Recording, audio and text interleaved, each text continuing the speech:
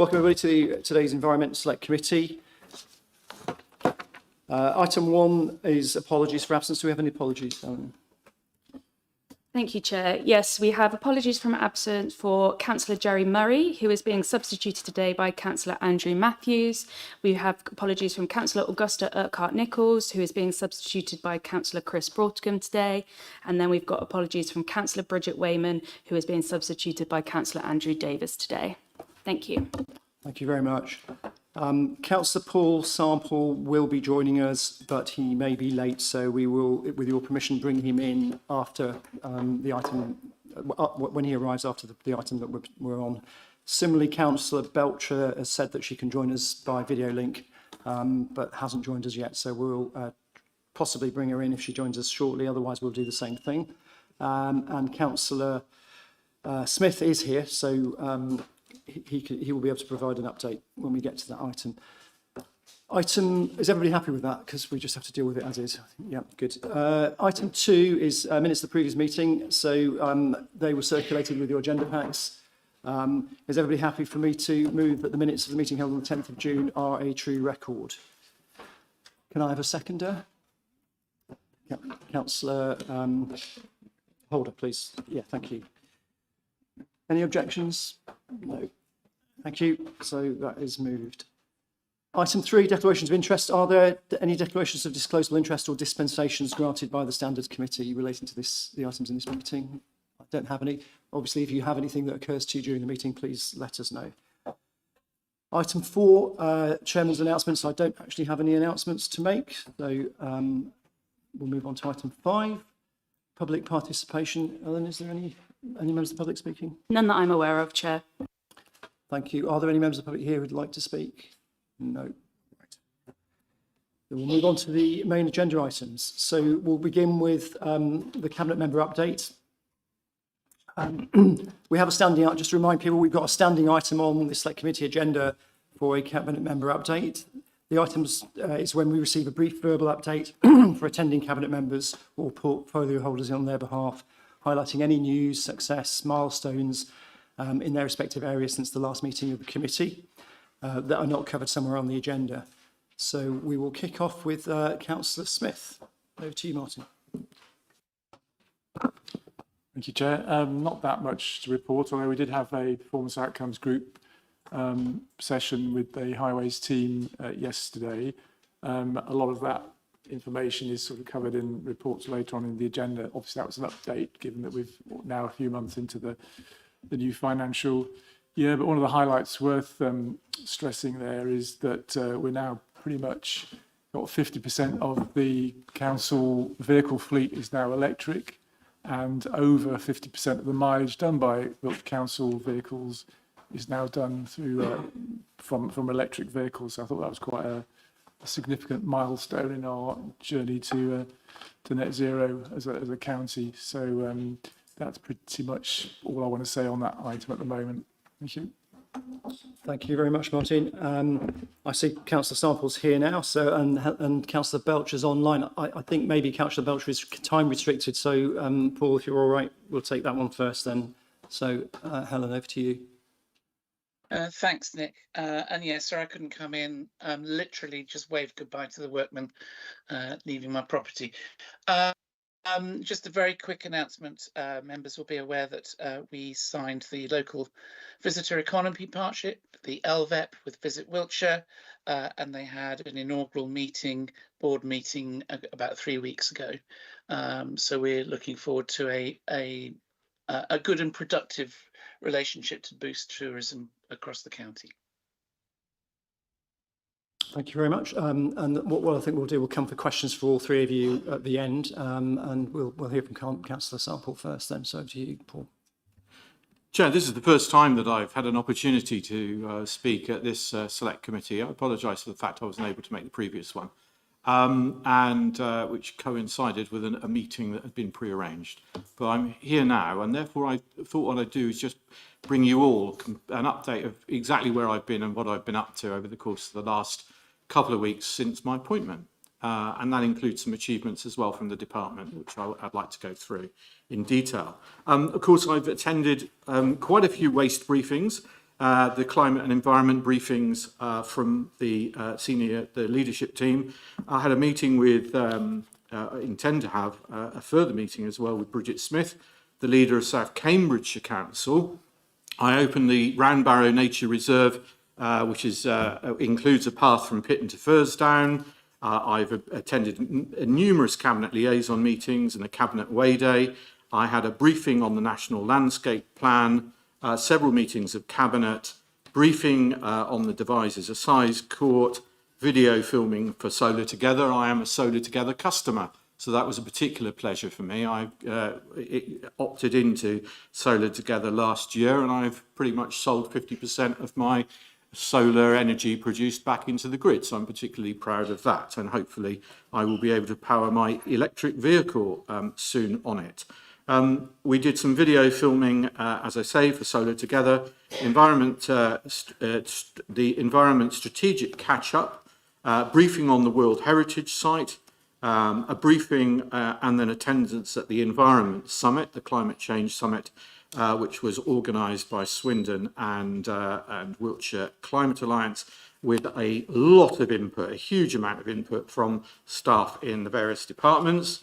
Meeting with the new chair of the World Heritage Site, Operational Flood Working Group meeting at Warminster, Waste Board and Waste Transition Board, 2 days at the County Hall World Climate Alliance Summit, meetings with Linda Nunn, Director of Cranbourne Chase National Landscapes, meeting with Andrew Nicholson of Wiltshire Climate Alliance, meeting to discuss flood online event, which was organised by Karen Lineker at Salisbury, briefing on Trowbridge Westbury back migration strategy, and subsequently commented on that in the Cabinet. Environment, POG, Stonehenge and Avebury World Heritage Site meeting at Devizes Museum, meeting with Natural England, meeting with the leader and Al Bayliss, the portfolio holder, meeting to discuss waste and recycling comms strategy, strategic catch-up with directors, meeting with the Chief Executive, Lucy, Wiltshire Community Safety Partnership, a selection for Wiltshire, the selection of the round for Wiltshire Recycling's trial, Highways and Transport member briefing with many of you here, meeting with Bill Jarvis of Wiltshire Climate Alliance, full council, meeting in response to the BNG consultation, Get Flood Ready online event, meeting with the CEO of Wiltshire Wildlife Trust, briefing on Salisbury Park and Ride, Wiltshire and Berkshire Canal Trust meeting, and I've just come back from a Points West interview. So that's where I've been and what I've been up to. It's been a busy time. Can I say thank you very much to all of the staff within the departments that I've got responsibility for the amazing professionalism and the welcome that they've given me. There's no question has remained unanswered.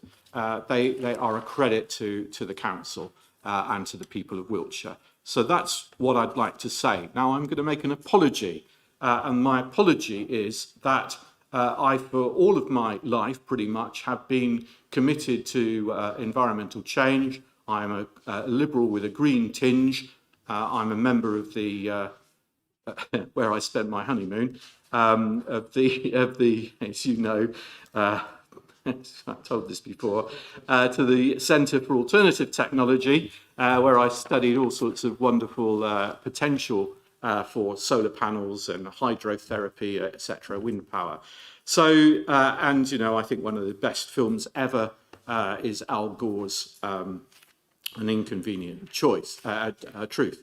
So I was distraught to discover after my speech and contribution to the debate at County Hall last week that I had inadvertently pressed the abstain button.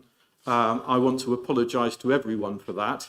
It is not who I am or what I stand for, and it was just an error. And I know that though I'm not alone, there were one or two other people who pressed the button in error. But as a way of penance and by way of apology to all of my colleagues, I have shaved off my head, and I will not do it again.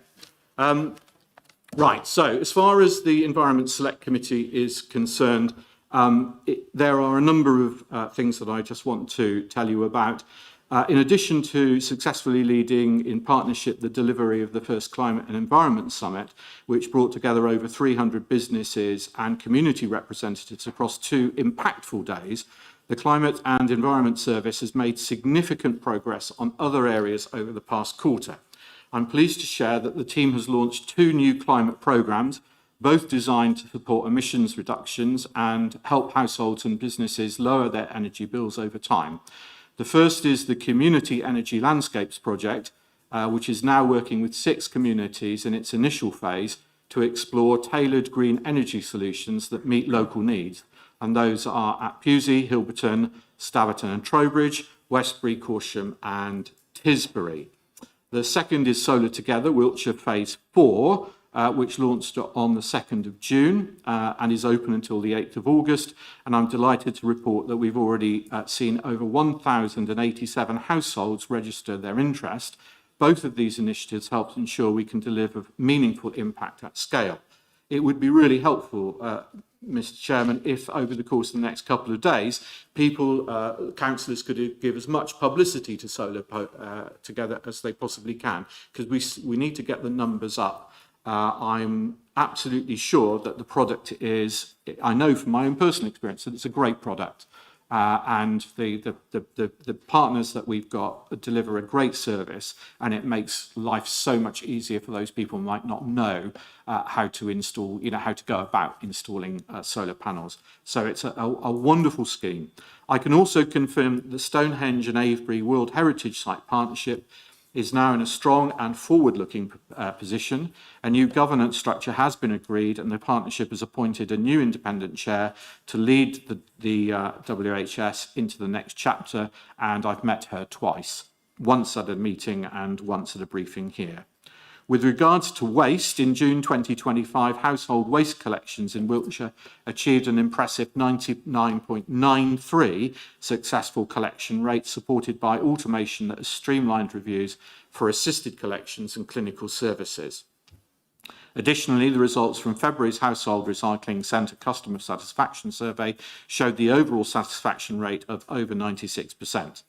We have been extending our reuse offer, building on the launch of the KFR reuse shop in February, which to the end of June has diverted over 21 tonnes of materials to reuse, giving a second life to around about 1,850 items, alongside KFR's existing collection of donated white goods. In April, we launched Toys for Us, Toys Bank, and in May alone, 1.76 tonnes of toys were collected to be reused or recycled. The Pod Bank coffee pod recycling scheme is also going from strength to strength, with around 5.75 tonnes, which is an estimated 187,500 pods collected since October last year for recycling. Meanwhile, garden waste subscriptions for this financial year have reached over 71,000 orders, supporting Wiltshire's efforts to recycle and compost as much garden waste as possible. The Community Air Quality Network went live in June, with PM2.5 monitors being deployed across Wiltshire, and by September it is planned that all 10 monitors will be in place, with the data being available online. This information will develop our understanding of PM2.5 levels across Wiltshire and will provide much needed evidence on the much finer PM2.5 particulates. I've met the person responsible for that. The officer herself has spent the last couple of weeks taking around, delivering by hand these monitors. Quite a few are to schools, but again, this is a piece of work which I think is absolutely outstanding, and it reflects our commitment to monitoring air quality in Wiltshire and hopefully learning from that exercise. The great thing about it, Mr. Chairman, is that members can go online and see the monitors for themselves. So I hope very much that if you're not aware, you can go and have a look at it and check out what's going on at a monitor near you. You never know, it might be just round the corner in a local school. The air quality in Wiltshire continues to improve. The annual air quality status report, which is due to come to this committee in September, will update you on the latest air quality monitoring and results. However, despite seeing improvements, we recognise the high importance of air quality, and we have successfully procured 2 new real-time air quality stations for Salisbury and Bradford-on-Avon to replace outdated equipment to monitor nitrogen dioxide and PM10. Work has also started on procurement for a new monitoring station for Westbury, which we plan to have in place by the end of the financial year. That completes. I apologise for the fact it's quite a lengthy report, Mr. Chairman, but as it's the first time you've seen me in this role, I thought it was the right thing to do to bring you completely up to date with what I've been up to. Thank you very much, Councillor Sample. That was very useful, and thank you to all three of you. Has the committee got any questions for any of the presentations by the Cabinet members? Councillor Kluwer. Thank you. I'd like to ask Councillor Sample, if I may, could you just confirm that the location of the air quality monitors will be published at some point once they're all deployed, and is that information available now for the ones that have gone out? Thank you. Thank you for that question, Councillor Kluwer. The answer to that is yes, they are published. They're published online. And yes, you can see the data. I went on and saw it myself a couple of days ago, and it was quite interesting to see the way in which the member of staff has had, success initially in the north of the county and is now working her way down towards the south. So in due course, I'm sure, whether it's in Downton or Redlinch or White Parish, whoever's volunteered to have an air quality monitor down there, I'm sure that will soon be online. But yes, all of the data will be available to see online, and we're doing this piece of work in conjunction with the University of West England. So a lot of it is, contributing to their wider research on the issue of air quality. So just to comment on that, I think it's a really useful project, and its objectives are to engage the public and to sort of have a geographical spread of these air quality monitors. But what it doesn't do, and what I hope we do in future, is look at some of the hotspots where particularly with the rise in domestic air pollution on top of the vehicle air pollution. So that may come out of the project in future. Yeah. Chair, I think that's a really good point. Did I say 10 air quality monitors? I meant 100. So I can confirm that we will be putting them, or Millie, who is the officer responsible. I'm trying to think of a second name, escapes me for the moment. But one of the issues is that we need volunteers who have Wi-Fi connection and are willing to put it up. So our typical partner, it's Millie Strong, I'm told. Our perfect partner really for this would be a school or a doctor's surgery, or a public building where they've got, free Wi-Fi access and an electrical supply. And, we are looking, even now, we're still looking for monitors to come, volunteers to come forward, particularly in that sort of hard to reach area in the centre of the county.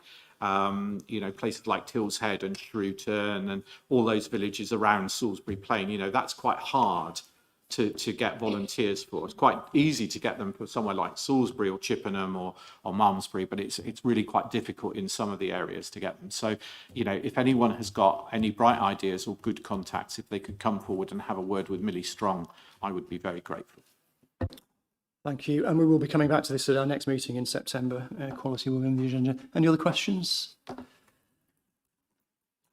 I don't think so. So in that case, thank you very much for the updates, and we'll move on to the next item, which is an update on the maintenance and management of public rights of way.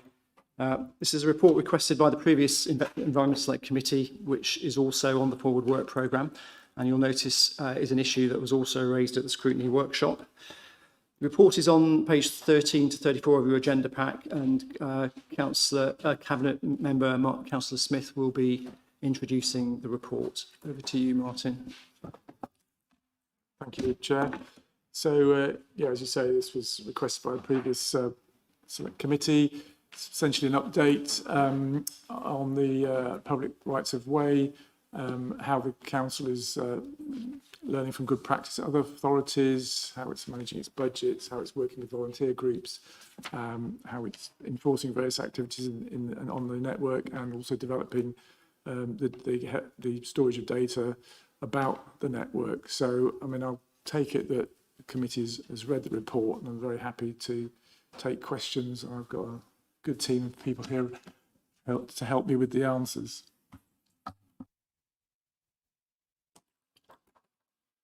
I think it would be useful perhaps if one of the officers just gave us a quick summary of the report, just a really high-level summary, just to remind us all. Thank you. Yeah, certainly. I'll make a start through you, Chair. Thank you. So the report sets out the strategic context, as Councillor Smith has said, in terms of how we manage our rights of way network. I think it's really important to remember the extent of the network. It's over 3,700 miles. And we have to take an evidence-led, risk-based approach in terms of management and maintenance of that network. The main considerations for the committee are set out from pages 15 onwards. As an officer team, we fully recognise the challenges in terms of meeting residents' expectations, maintenance of the network, and there is a clear commitment from the officer team in terms of continuous service improvement and harnessing volunteer support in the most effective, safe and efficient way. It's very much about a partnership approach to the network in Wiltshire. I won't go through the detail of the report. Chris and I are very happy to take questions, but what I would say is, in conclusion, for the detail given in the report, I think it's important to remember, in line with our statutory responsibilities, the extent of the network and the financial envelope within which we are currently working, when we benchmark across other rural authorities, Wiltshire is in an effective position. It's in a good position in terms of maintenance and management of the network. Mindful also that the asset continues to grow, aligned with our local plan commitment for sustainable economic growth. We see increases in the network, and we have to make sure that we are managing those increases effectively and not increasing a liability burden. So I'll pause there, Chair, and say happy to take questions. Thank you very much. Questions from the committee? Councillor Parks. Thank you, Chair. Picking up on the amount of work that the rights of way officers do, and I think it's useful to be aware of that in this committee, to be aware of the pressures that they have to work under. But we've been, and I don't want to get too parochial, but in the southwest of the county, I think it's fair to say that we have been particularly successful in working with the parishes, and indeed we've grant funded through the LFIG a lot of work, and that continues. I just wonder how we continue to bring the parishes on board with what we're doing, and whether there's any comments with HIAMS and the opportunities to share data and really drive that forward, because it has been successful, and there are many parishes with leads who really do want to become part of improving it. Thank you. Yeah, Councillor Parks, I think it's certainly correct that in the southwest area there is an awful lot of work done by volunteers. There are groups that are well resourced as a group, rather than having to be supported by Wiltshire with equipment, vehicles, for instance, and transport, and an awful lot does get done. Something that we have been attempting to do is engage with parish councils, and we've done a couple of sessions through the Wiltshire Association of Local Councils, clerks, with parish councils, explaining what the powers are for a parish council, because it's possible for a parish council to actually take on the maintenance of rights of way as an organisation themselves. We do have a number that are interested. It's trying to take that interest forward into tangible work on the ground. In relation to HIAMS, I know there is an appetite to be able to interrogate and observe what defects there are on the network. Our current situation is that we use MyWilts, which is in effect a customer reporting module, so it doesn't have an asset management element to it, and that does create some problems. We're working to actually bring about HIAMS into rights of way, We met last week and we've kicked off that process. So once we've moved forward with that, then that should offer up opportunities to parishes to take on more work. Chair, if I do very quickly, I also have some concerns that the work that has been funded through the LFIGs to the parishes, I'm just worried that where they've replaced gates and the like, that asset is captured back into HIAMS or whatever, because it is important that we maintain the level of that asset. Yeah, so I think you're absolutely right, Councillor Parks, in terms of, as I said earlier, maintaining and managing and increasing liability. We have to make sure we capture that. And I think that's why the process of harnessing that community and volunteer support is really important. We have to have that feedback loop. I think it was, Chris has said, it works very well in some areas, but we'd like to see that consistently across the county. So more work to do in that space, but you're absolutely, we have to capture that and ensure that it's not a burden that we're then coming back to, particularly mindful that in some areas we are experiencing damage of the asset. So, Chris, did you want to add anything else to that?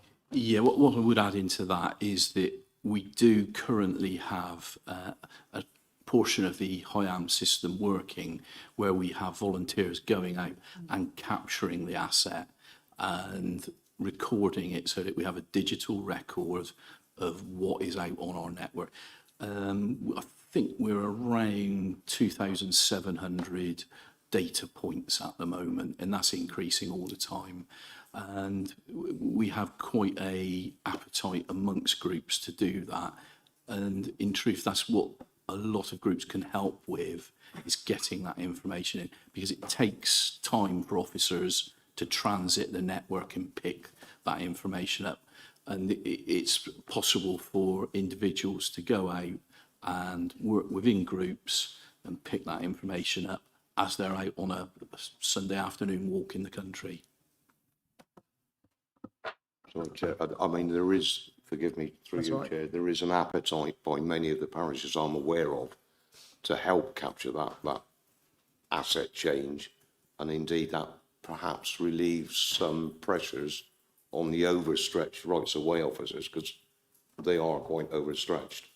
And I wonder through, Chair, whether with the fullness of time and the development of HIAMS for rights of way, whether this committee might consider having some report back at a future date on how that's going. Thank you, Bill. Yeah, we certainly are thinking about working parties where we can see a specific objective to look at things. So I'll throw that in the mix. We're going to be discussing that. There are several areas that we could do that. So thanks for highlighting that. Councillor Dens. Thank you, Chair. Well, we all love beautiful roads with no potholes, and there's no knowledge around that, and we wholeheartedly hate the moments the roads need to be closed for the roadworks. Sometimes the situation is exacerbated by the fact that it's not for the roadworks, but some other surfaces which need to close, like Thames Water, for example. And I'm certain that my colleague sitting here next to me could share the pain, because we get those requests from our residents regularly about the, some put it as strong as mayhem going on in Rolverton buses when they down. Are we talking about rights of way or potholes? I'm confused as to the purpose of the question. Is this relating to rights of way? No, sorry. You're on the wrong item then. Sorry about that. Is this related to highways? Yes. Can you save that for later then? Yes, of course. Yeah, thank you. That's all right. Next question on this topic is Councillor Carbin. Right, thanks, Chair, and I need to thank Chris for his help, because we've had some correspondence on this subject over the last few months, particularly the relationship with the volunteers and so on, and who's explaining the sort of difference in culture between the volunteers who want to get out and crack on and do stuff, and the local authority requirement for health and safety and risk assessments and all the paperwork and so on. So one question is, has there been any change perhaps in our relationship with particularly the West Wilts Ramblers group? Is there any improvement on that? And I think Bill's right, there's certainly an appetite amongst at least some of the parish councils to get more deeply involved, and they would like to do that, and how is that going? I noticed in our recommendation we have a request for a report in 12 months' time, don't we? I think it was this item. So presumably that's in process anyway and could include the Hyams, etc. Certainly anything that we can get away from my wilts, and then so much the better. And just a question really, there was a briefing came out quite recently from, I think it was Countryside and Access Forum, Wiltshire and Swindon, which must be a fairly low profile organisation because I hadn't really heard of it before. Is that something that you work with? Is it something of any use? Yeah, it certainly is. I attended it last week. Now, the Countryside Access Forum is a statutory body that we as a highway authority have to constitute and facilitate. It is there to advise us as the highway authority on rights of way matters. I have to say that the last meeting we had was a very productive one. There was a change in, shall we say, temperature in the meeting, and there was quite a positive air to what has been done, and the realisation that the volume of work that is being undertaken by the Countryside Access team with the assistance of volunteers is quite considerable. And as I say, it was quite a change to the previous ones. Councillor Parks is a member of that group and attends it. Okay. Chair, if I may just add Yes. to the comments there, I think I'd just like to confirm the sort of officer commitment and my commitment that we will try and engage with more local groups around the county, get more coverage and more input from them, but also you know, they can definitely help us with increasing the data points in the HIAM system, and I know that many of them will probably be very glad to do that. I think probably quite a few of them don't know that that opportunity exists at the moment, so I think we definitely push for more of that, and we'd be very happy to report back at a later stage as to how we've progressed along those lines. Thank you very much. Councillor Clewer, sorry, I should have come to you earlier because I know you raised this issue previously in the workshop, but do you have a question? Yeah. That's right. Thank you, Chair. I do have a few questions working through the report, so may I pause after a few questions have been generated for the answers, otherwise I might not get the answers I'm looking for. Thank you. Okay, so if I could take you to point 8, please. I noticed we've got, I knew this actually, 6 countryside access officers for the whole county, and if you divide up the number of miles we have, that equates to around about 620 miles per countryside access officer, and I'm sure they've got other aspects of their role as well. I know our 2 in the south of the county, and also that not every right of way is the same. Some might be simply a path and 2 gates or stiles. Others will be a lot more complicated with steps and rails and other things we have to maintain. So my first question is, in other similar counties with a number of market towns, 1 city and a lot of rural area, what is a typical ratio? How many countryside access officers? The reason I'm asking that question is that I definitely detect in the south of the county that our officers seem to be really overworked. Things happen, storms more than we've ever had before, ash dieback. Other things come along that are more urgent and have to be done more quickly than the day-to-day work that the parishes and councillors and residents might really like to be done, but they have to take a ticket in the queue, so to speak. So that's the first question. Okay. When we compare the resources available between local authorities, it is difficult to do that accurately because they do differ in the resources they have applied. Oxfordshire, for instance, has a very different setup than Wiltshire. Hampshire has a very different setup. I am aware that Hampshire recently have reduced the number of resources they have available, but I think it's an accurate observation that the countryside access officers that we do have are exceedingly busy and are under a lot of pressure to deal with things from parishes, members of the public, or interest groups. What we're looking to try to do, and we've touched on the asset management side of things, is be more efficient and effective in what we do. That's not going to deal with everything, but it will improve the situation. And as I say, the countryside access officers are bought into that and are keen to try and progress it as quickly as possible. Thank you very much, Chris. I wonder if I could ask you to step into a parallel universe just for a moment, because I don't want to get you into trouble. But 6 seems quite a low number to me. I know everything costs money. In an ideal world, what do you think would be a good number for the County of Wiltshire to keep us ship-shape with the tasks we have to do?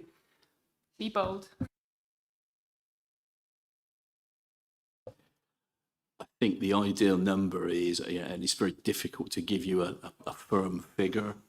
I know that's what you're pressing for, but it really depends on the level of service that is required.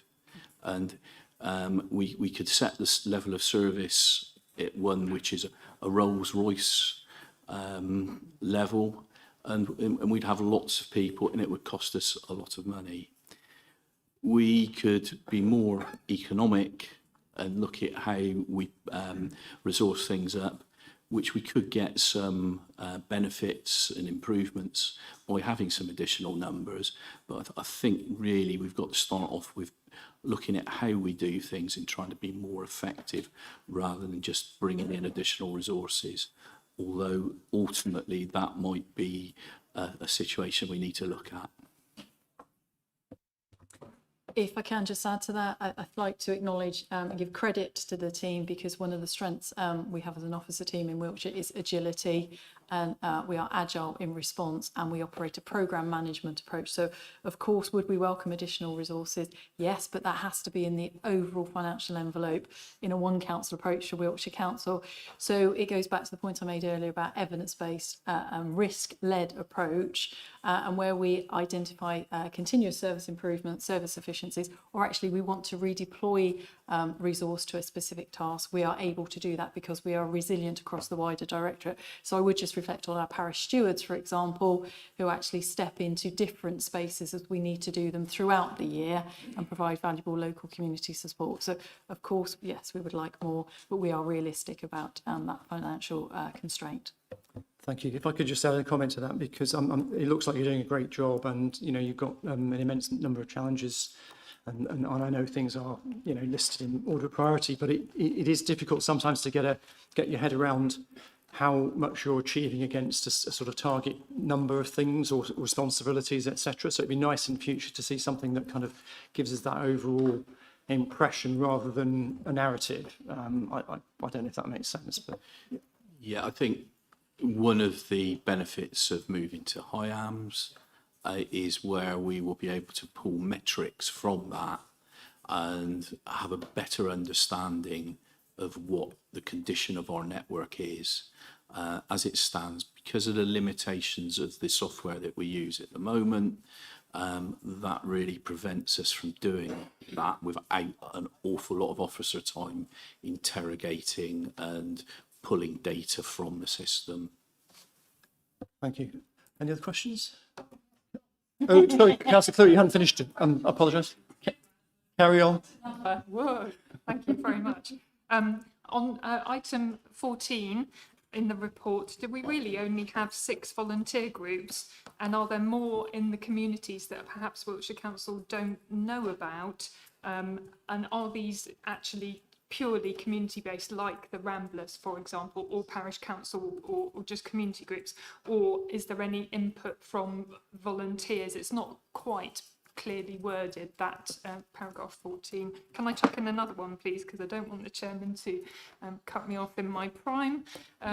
Thank you. 16, communications. I'm just wondering, it often comes up in parish councils and generally with residents, what they can and cannot do. Not so much in the using of things, although I think e-bikes are new, and e-scooters and things on our rights of way could be coming more and more into that question range. But what can you do in terms of pruning and cutting back and making a footpath usable, notwithstanding all the things that the councillors mentioned about being trained in using machinery and so on, health and safety. But I do think that people would appreciate a bit more communication maybe in the members' newsletter, reels and things like that. Hampshire have done a couple of really good ones, which I can send on to you about the specific topics like gates and so on of that nature. But people really want to know how they can find out, is it Wiltshire, in which case possibly they might be able to do some pruning. If it's private land, that could be a different story. So I wondered how we're doing on that and how regularly we might do that. And then all of the rest of the questions, Mr. Chairman, are quick ones. Thank you. Okay, right. As far as the number of groups are concerned, that's the groups that we are actively supporting, where we are going out and they're working with a countryside access officer, leading them to deal with issues that they find on site. Now, the requirement is that they've got to do that because they can't necessarily get to the location with the materials required to do the work and carry the equipment there to it. So that's the support that we're putting into it. There are groups out there that act independently of us, and it's trying to capture that information and understand that, because there are parish councils that have rights of way officers. Some of those officers engage with our team, and others simply go out and do things. The difficulty we have, and I know there's been a lot of questions around health and safety, is that there was a recent, I would say recent, an incident in the Chippenham area with the Canals and Rivers Trust, and that created a problem where there was a prosecution and it was a volunteer. Now, we've tried to address that by increasing the processing systems that we have in place, which is all driven to get safety into the work that is done and develop that culture. The problem is that sometimes the groups may see that as over sort of risk-averse type approaches to things, but it is important that we do that for their safety and for our safety as an organisation. As far as vegetation sort of clearance is concerned and what people can do, the fact a lot of groups will go out with a pair of secateurs and simply cut back vegetation. Other groups have had support. The West Wilts Ramblers were mentioned. I know that they've had the grants from the area board for trimming equipment. Because of the nature of that work, they tend to work in conjunction with a countryside access officer to make sure that everything's been done in the correct way and we're not putting them at risk. So it is possible. I think it depends very much on the risk of what's being done. If you're going out and with a pair of secateurs, cutting back some brambles that are overgrowing a stile, for instance, you know, there's not a problem with taking that positive action. If you're going out and trying to clear vegetation with a chainsaw, for instance, off your own back, then that's something that we need to be aware of and make sure that it is A, a right of way, and B, you're trained and you are doing it in a safe manner. Thank you very much indeed. That's useful. A few more quick ones. Point 18, I think we're missing a space in the first three words there. Point 25, where we're talking about capturing the data points in HIAMS from volunteers and so on, I was just interested to know whether that is backed up within My Wills? Is it backed up daily? Is there any danger that we might lose that information? I hope not. Point 26, paragraph 26 rather, we're missing the word at in the notes there in the report. 29, might you give us some indication, please, of the costs? Because I know they will be different, but what's the average cost, or an example of a low and a high cost enforcement? And point 33, I represent the New Forest National Park as well, and yes, all these different rights, you've listed a number, but there's rights of marl and goodness knows what else as well. But working with the authorities that we border up against and trying to make sure that we do things that make sense in terms of footpaths and where people might want to go for recreation or utility, using back and forth from work and so on, is important. I'm not sure about the other natural landscapes and how many footpaths we have that interconnect with Wiltshire ones, but I know that my area has some that are outside of our control. And the penultimate one is 37. Please could you give us some examples of procedural improvements? And finally, you'll be pleased to hear, could you expand in paragraph 44 about what you mean by rural economy benefits? Thank you very much indeed. Thank you, Mr. Chairman.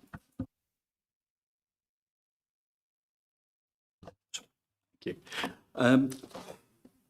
Cost of Section 130A and in enforcement, it's a real variable sort of situation. To give you an actual cost would be difficult, because the majority of those 130A notices that come in are processed by the Countryside Access Officer, who will then serve a form 130C, I think it is, on the landowner. And in the majority of cases, the landowner complies and will remove that obstruction. There can be some to-in and fro-in on that, because the situation can be one where the landowner will say that they're going to do it, they don't. We go out and check and they haven't done it, and then we go through a process of following that up with them. Ultimately, as I say, generally they do remove it. The problem is when we resort to court action, we are then into really a level of costs that can skyrocket. And so what we try to do is work with landowners in an informal way, advising them of the problems that they are creating. This is a space where parish councils can be very valuable in using their local knowledge, experience and the relationships that they have locally to deliver an outcome where we haven't got to go and use an enforcement mechanism on them. They simply get on and sort out. So I can't really give you a cost for that, but it would be potentially, if you end up in court, then there are the sort of barristers' fees, representation, officers' time for standing as witnesses, and it soon mounts up to a considerable cost. In relation to the data that is captured within HIAMS, that sits on a server and it is backed up, and there is no danger of losing that. Okay, we do work with adjoining authorities and other bodies. The National Landscapes team we work quite closely with in the south, and we also have some quite close relationships with the Hampshire team as well. We sort of work also with Oxfordshire, and we try to build connectivity and be joined up in how we deal with things. So it's not a case of us working in splendid isolation in Wiltshire and you get to the county boundary and something stops, we try to deliver connectivity by making sure those routes are open. In relation to efficiencies and how we can make that more effective, currently with regards to the definitive map modification order process, that does go through the planning committee, and what we are seeking to try to do with that is bring about a process whereby it's dealt with almost like a planning application, so that if a member wants it called into planning, it could go in there and be aired in that forum. Other than that, what we would simply do is send that through to PINS, because ultimately it goes through planning. If it's objected to, it would go through planning, but the decision is made by PINS. So that planning process doesn't add a lot of value. And so our advice when we went up to Oxfordshire, and they've been very successful in reducing their outstanding DMMOs.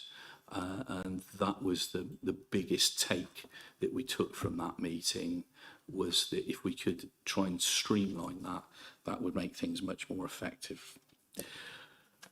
Now, as far as economic benefits to the countryside and having rights of way, if we can bring people out into the countryside, then the rural businesses can benefit from that. People from outside of the county can be attracted in. We do have, as we've mentioned, a very large network of rights of way, and we have some beautiful countryside, and it's an opportunity to sort of experience it at a very close-up level, and it does offer up opportunities to sort of get tourism into the county. So it's that sort of thing that can be beneficial. Chris, if I could just add on that point, just as an example, in the Sherson area, over many years, we've developed a series of sort of walks around that locality, which obviously use all the public rights of way, but also flag where there's good lunch stops, like the local pub in Luckington or the one in Sherson. So we're actually encouraging potential tourists and people from sort of not far away to spend their money in the area. So I think that's part of that process. But could I just come back to the volunteering issue? I think it's worth saying that sort of leadership team in Highways are committed to more improved communication and engagement with town and parish councils in this space, and also going through channels like the area boards.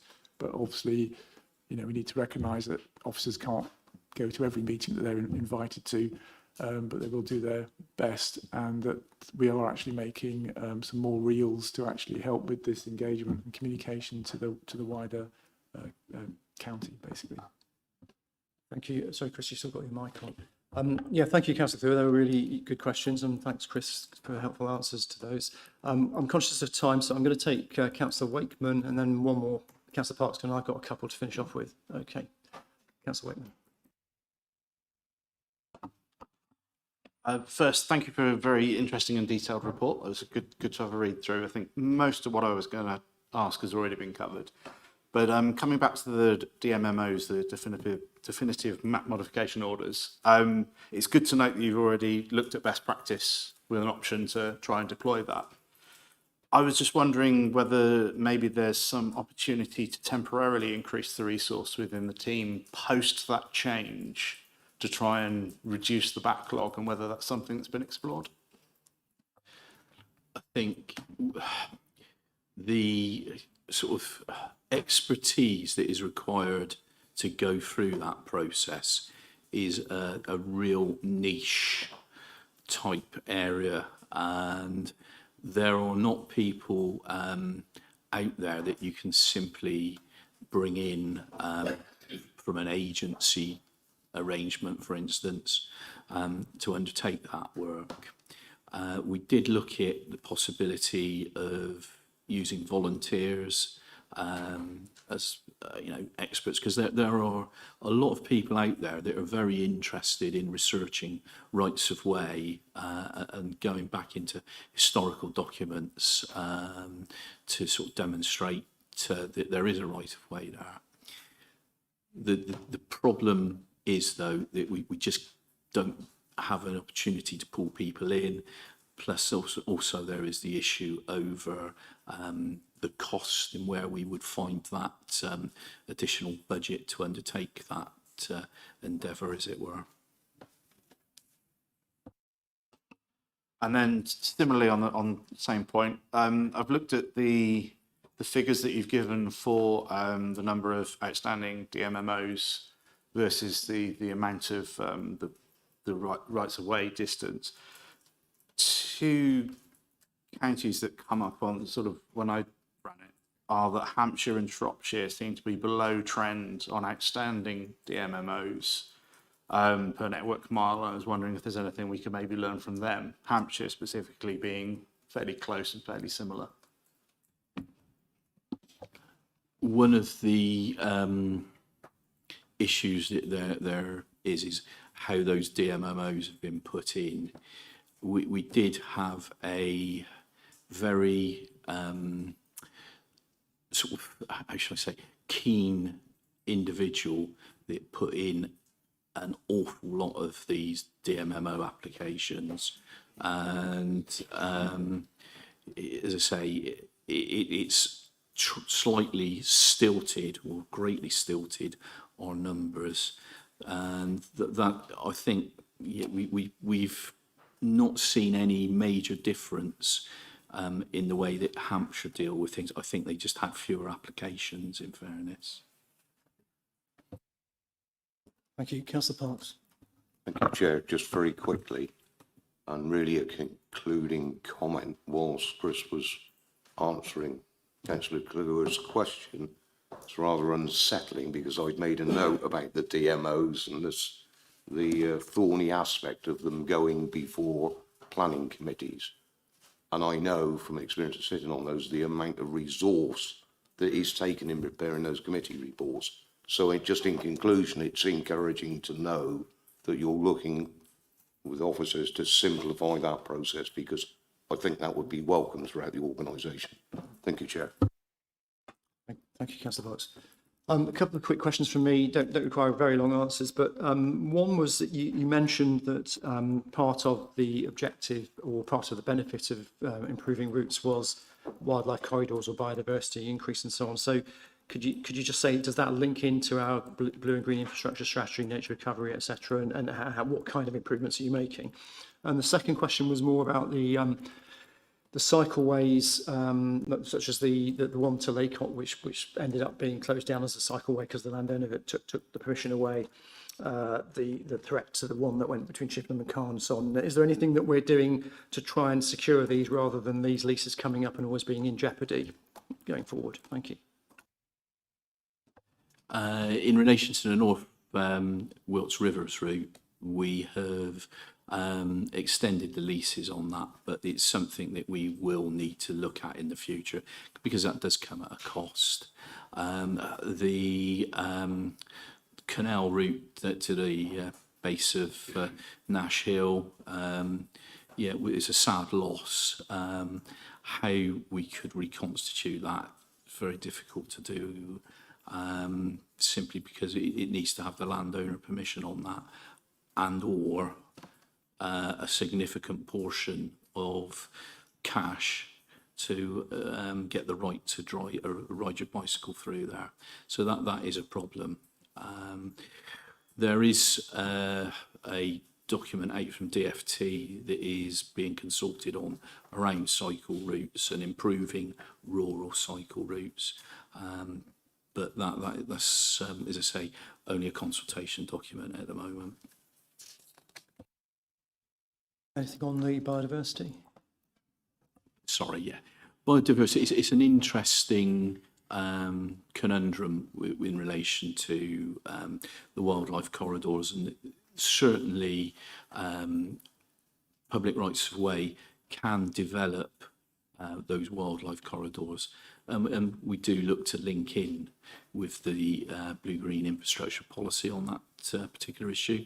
But there's also, should we say, the problem where you bring more people out into the countryside, then you can drive wildlife away from those areas. But from experience, you do still see those routes being quite extensively used by wildlife to transit from one part of the area to another. Great, thank you very much. Sam, did you want to say something? I was just going to say, adding to that point, and in conclusion, Councillor Smith and I have already talked about how we sometimes need to manage those conflicting objectives in the countryside, but to be rest assured, our policies will be aligned to the emerging council plan, and as Chris has said, there are obvious biodiversity and wildlife net gains we can make, but we also need to be mindful of potential antisocial behaviour in the countryside, and that has to be seen in the wider context. So we are alert to that and managing that accordingly. Hope that helps. Yes, thank you very much. So, yeah, thank you very much for your report, and thank you to Sam, Chris, Martin for all your answers, and we look forward to hearing from you in due course. Thank you very much indeed. So we'll move on to the next item then, which, sorry, we've got the resolutions to do, because we've added one as well. So let me just read out what we've got in terms of recommendations. First of all, that the committee notes the contents of the report and progress that's being made in relation to the maintenance and management of public rights of way in Wiltshire. Number two, that we request a further update of this committee on the maintenance and management of public rights of way network in 12 months' time. And then Simon has drafted something for us to look at, which is that the update also includes progress on mapping rights of way assets, engagement with local groups, parish, town councils and adjoining local authorities, including metrics to understand the condition of the network and progress on streamlining the definitive map modification orders. Is that okay with everybody? Councillor Clewer? Thank you. Did we have something in there about comms and, you know, letting residents know what they can and can't do? I just didn't hear that in amongst what you said. I'm so sorry. Thank you. We got that. We can add that, yes, if everybody's happy with that. Yeah. Yep. So all those in favour of that? That's unanimous. Thank you very much. Thank you. Next item is our Highways Annual Review of Service 2024, which reviews the performance of the Highways Service. It's on pages of 35 to 134 in your agenda pack. And again, Cabinet Member, I've upgraded you a Minister, Martin, Councillor Smith will introduce the report. Over to you. Thank you, Chair. Yes, obviously this is the annual review of service for the 24-25 financial year. As you're probably all aware, the local highway network is the largest of the council's public assets with a replacement value of over £5 billion. So this report covers a lot of the maintenance, well, all the maintenance work done. It also summarises lots of the schemes delivered during the year. It appraises the suppliers or main suppliers that have been used in that time.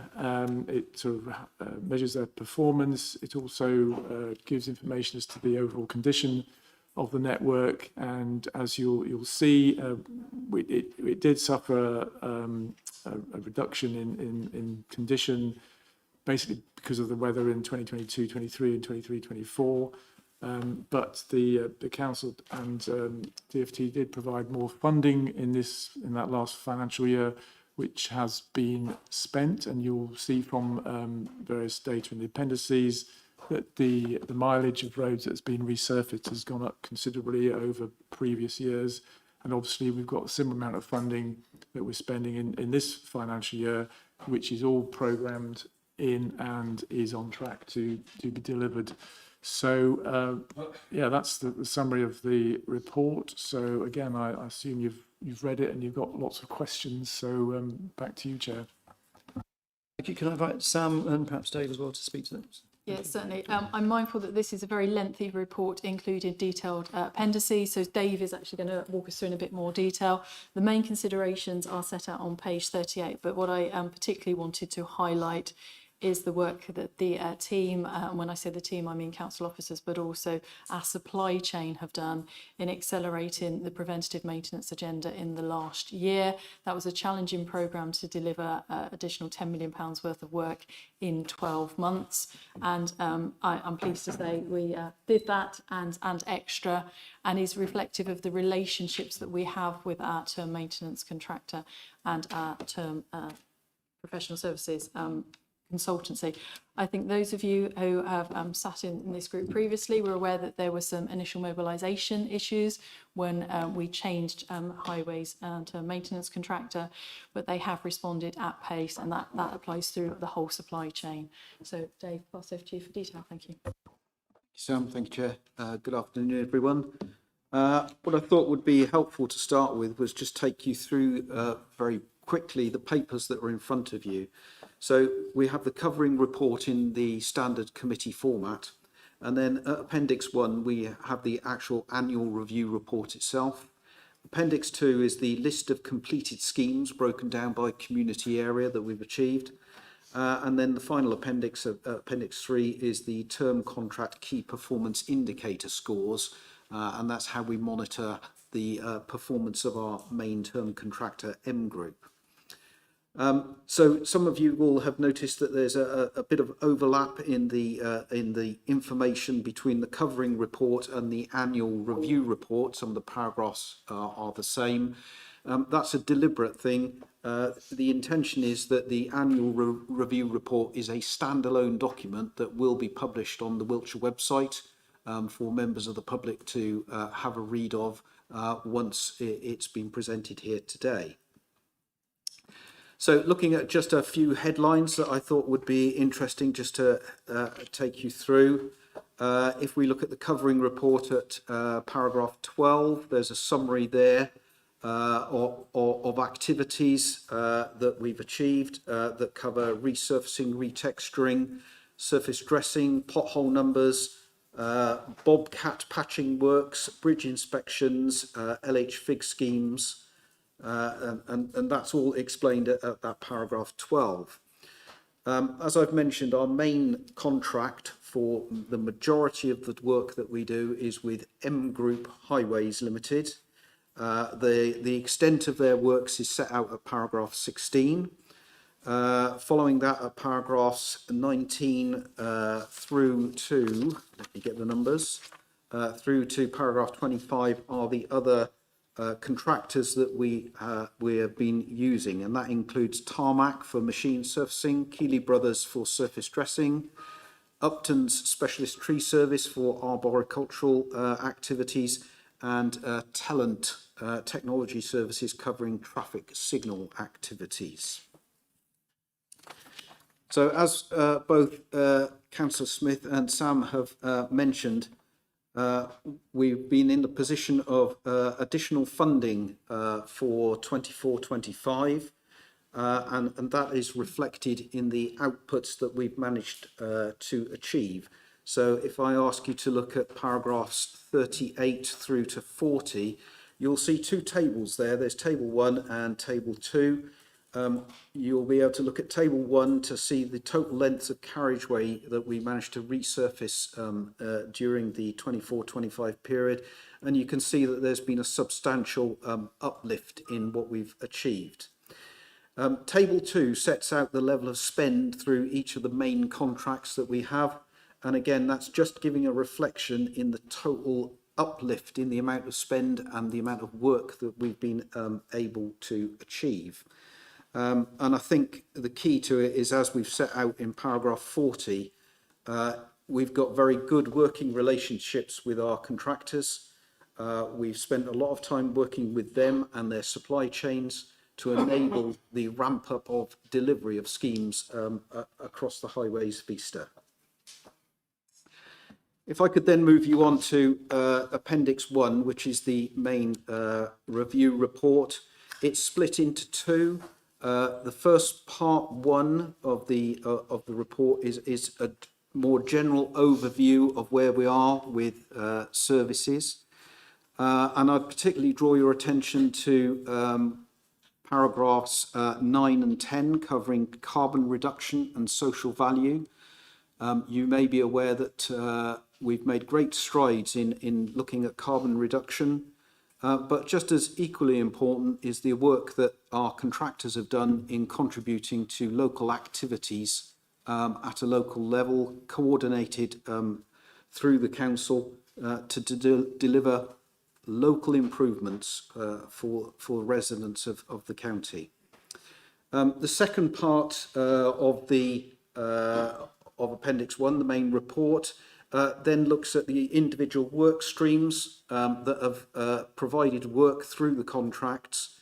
And the one that I really wanted to highlight at this time was the significant work that we've done at Lynham Banks to reopen the B Road.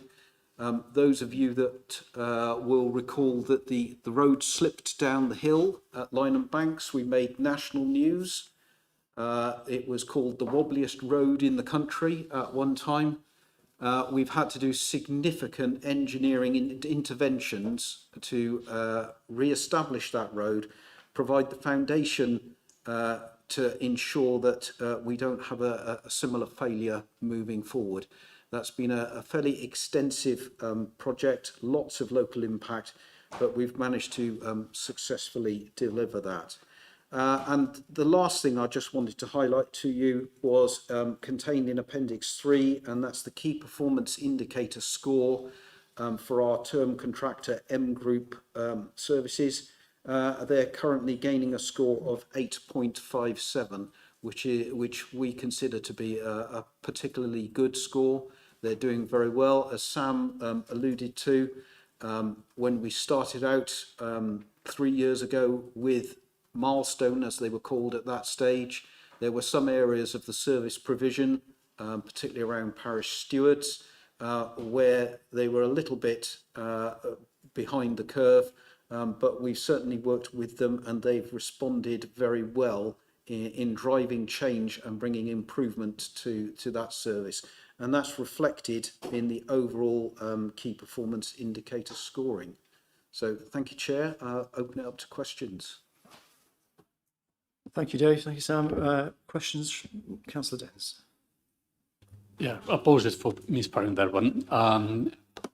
But once again, speaking of paragraph 29, network management team, you specifically indicate that there is an officer who coordinates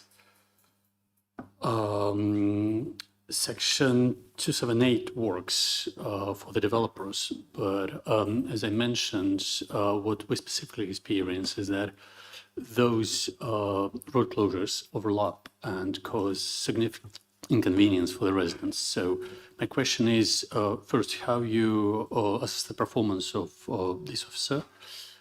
Because one of the items which is mentioned here is the little construction, which affects other parts of the town, and whether you have any plans to somehow coordinate other closures, including coordination with the emergency services like Thames Water, for example, maybe reopening some of the parts or stopping the works and moving them to a later stage for some sort of staggered approach. So anything to comment on that? Yeah, certainly. I'll make a start if that's okay. And I'm sure Dave will want to add to it. But the starting point on this is I am fully aware there are a significant amount of roadworks on the network at this moment in time, and that is directly related to the additional investment and the work we are currently undertaking in terms of preventative maintenance. We are also seeing a significant amount of work in Wiltshire, be it through new development or absolutely through utility companies. We're very alert to the challenges, particularly in the Royal Wootton Bassett area, and there's certainly more we are trying to do in terms of communication. But I think we have to be mindful that quite often, particularly with utility companies, works can change at pace. So be that emergency works or change in methodology, and it's not always as easy as it may be perceived to be to notify residents. I should stress there is a huge team trying to coordinate works across the network, and it's really challenging. We are a permitting authority, so we have additional control over all the works that are undertaken on the highway network, but it is resource intensive. I say my mail work certainly, and I'm sure Councillor Smith will say the same, has gone from reporting defects, why aren't we doing more on the network, to actually now there's so many roadworks. We try and obviously make the most of school holidays, and you'll see an acceleration of roadworks over the last couple of weeks to minimise disruption. And I would like to assure you, without getting into individual cases where companies are not doing what they should on the network in terms of reinstatement, there are levers and escalation points which we will absolutely follow to ensure the right recourse and improved outcomes in the end. So Dave, was there anything you wanted to add? I think you've probably covered everything there, Sam. But yes, just to reiterate that since 2020, Wiltshire Council has been a permitting authority. Anybody who wants to carry out works on the public highway in Wiltshire has to apply to us for a permit. We don't automatically grant those permits. We look at what the work content is. We look at the duration that is being asked for, and we challenge those companies to seek to get the work done as quickly as possible. Depending on the type of work, we will often seek to coordinate works with other works on the network to try and minimise disruption overall, or to try and coordinate works so that they happen together at the same time, complementary to each other. But that does rely on those kind of planned activities being brought to our attention at an early enough stage that we can engage with meaningful conversations with those companies. As Sam has alluded to, you will be aware that where we have emergency works taking place, such as gas leaks, water leaks, outages of other utility services, those statutory utility, they're called statutory because they have a deemed right to then go and undertake repair of that apparatus. Now, in those circumstances, they can serve an immediate or emergency notice on us. And just go and do the work regardless of anything else that is taking place on the network.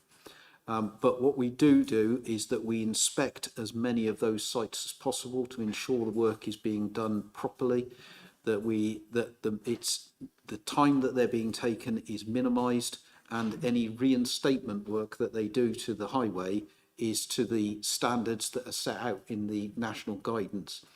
Those companies that don't perform, that don't comply with their permit conditions, that don't do reinstatements to the correct level, then we are able to fine them for that. And if we get repeated failures, because little bit of detail, but the telecoms sector tend to be the worst on this, in that they will use subcontractors of subcontractors of subcontractors, and they will lose the quality that is required.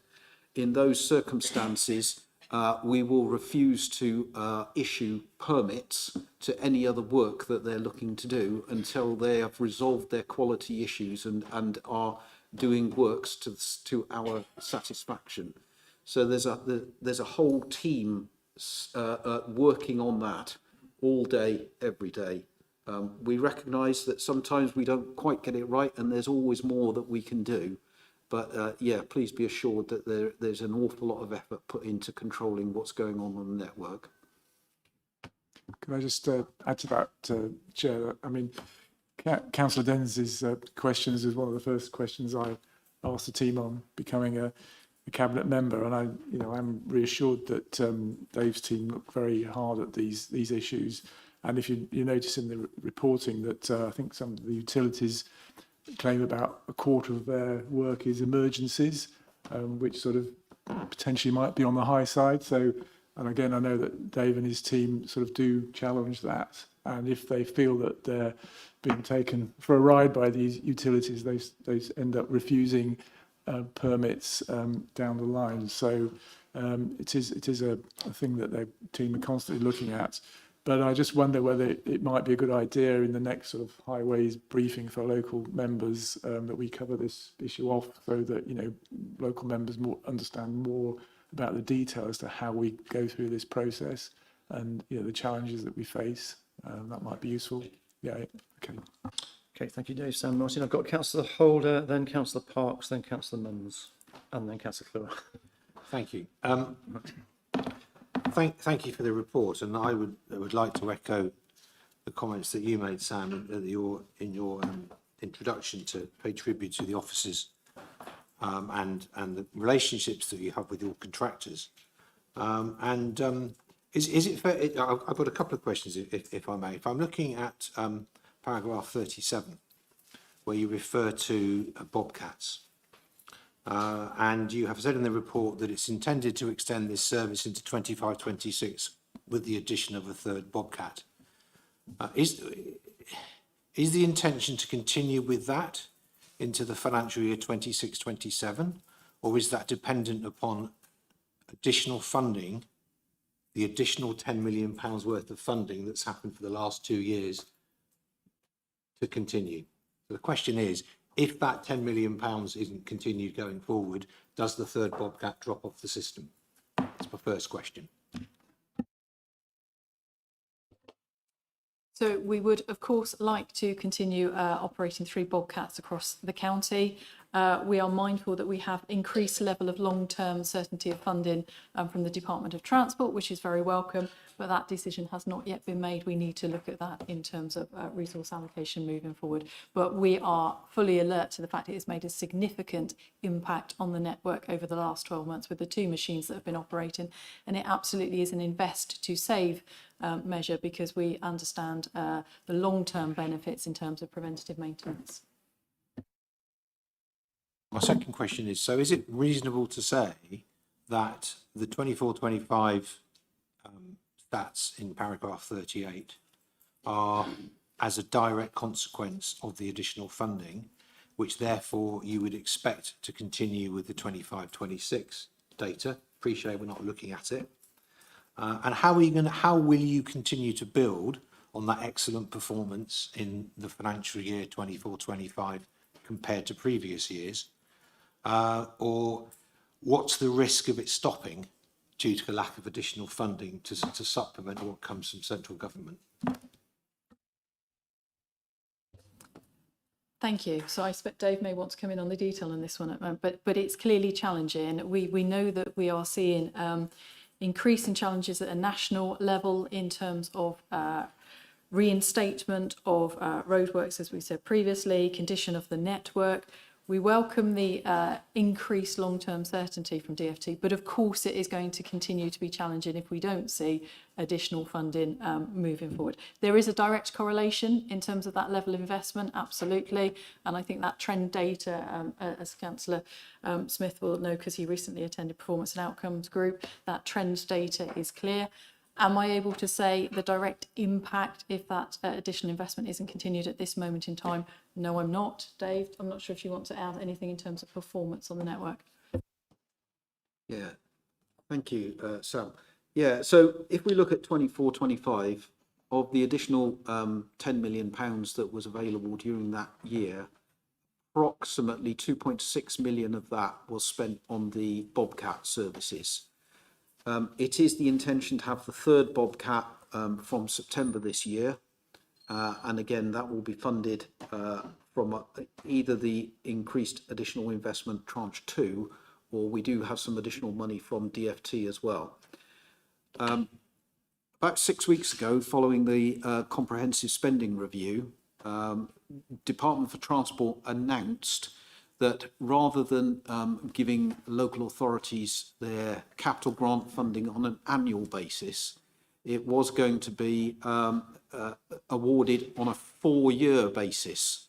And so we were promised an announcement within 2 weeks to tell us what our next 4 years funding levels were for capital grant monies. Unfortunately, that hasn't come forward yet, but what they did also announce at the time was some additional funding streams in recognition of the need to keep going with preventative type works. So as Sam has said, I think we definitely want to continue with that Bobcat programme, but we will have to have a clear understanding and a thorough review once the figures come through from Department for Transport. one is very parochial, one isn't. So if I look at paragraph, and I appreciate we shouldn't ask parochial questions, Chair, please indulge me. But if I look at paragraph 12, one of the bullet points that you've put in there is delivered over 250 schemes promoted through the LH FIG groups. I certainly know from conversations I've had locally with my colleagues in Melksham and colleagues on my side that there is still a significant frustration with the number of schemes on the LH FIG programme which are historic and the time it is taking for these schemes to come to fruition. If I look at some of the detail that comes through from on the information I see, and I only see the information from Melksham, there are schemes that have been promised, 2-3 years ago, which still haven't come forward, and I see people are nodding around the table. What can be done? It's a genuine question. What can be done to either increase the speed at which these schemes are delivered, or to maybe filter the schemes out? Because we seem to still be promising, we're asking our town and parish councils and peoples at a very local level to come forward with some improvements locally to their roads. They go through the LHVIG process, they see the money is signed off, they see the notes that come back and say, yes, this scheme has been passed to an officer to deliver, and then we're sitting 2 or 3 years later with it on the stocks, not done, but we're being asked to add more and more and more to the programme. So the purpose of my question is, how many are still on the stocks? 250 is a great number. We're talking about 250 over 52 weeks is a great number. There's no doubt about that. But my concern is that we are building up an expectation and a series of promises for our local residents that are going to take many years to deliver. So what can we do about that?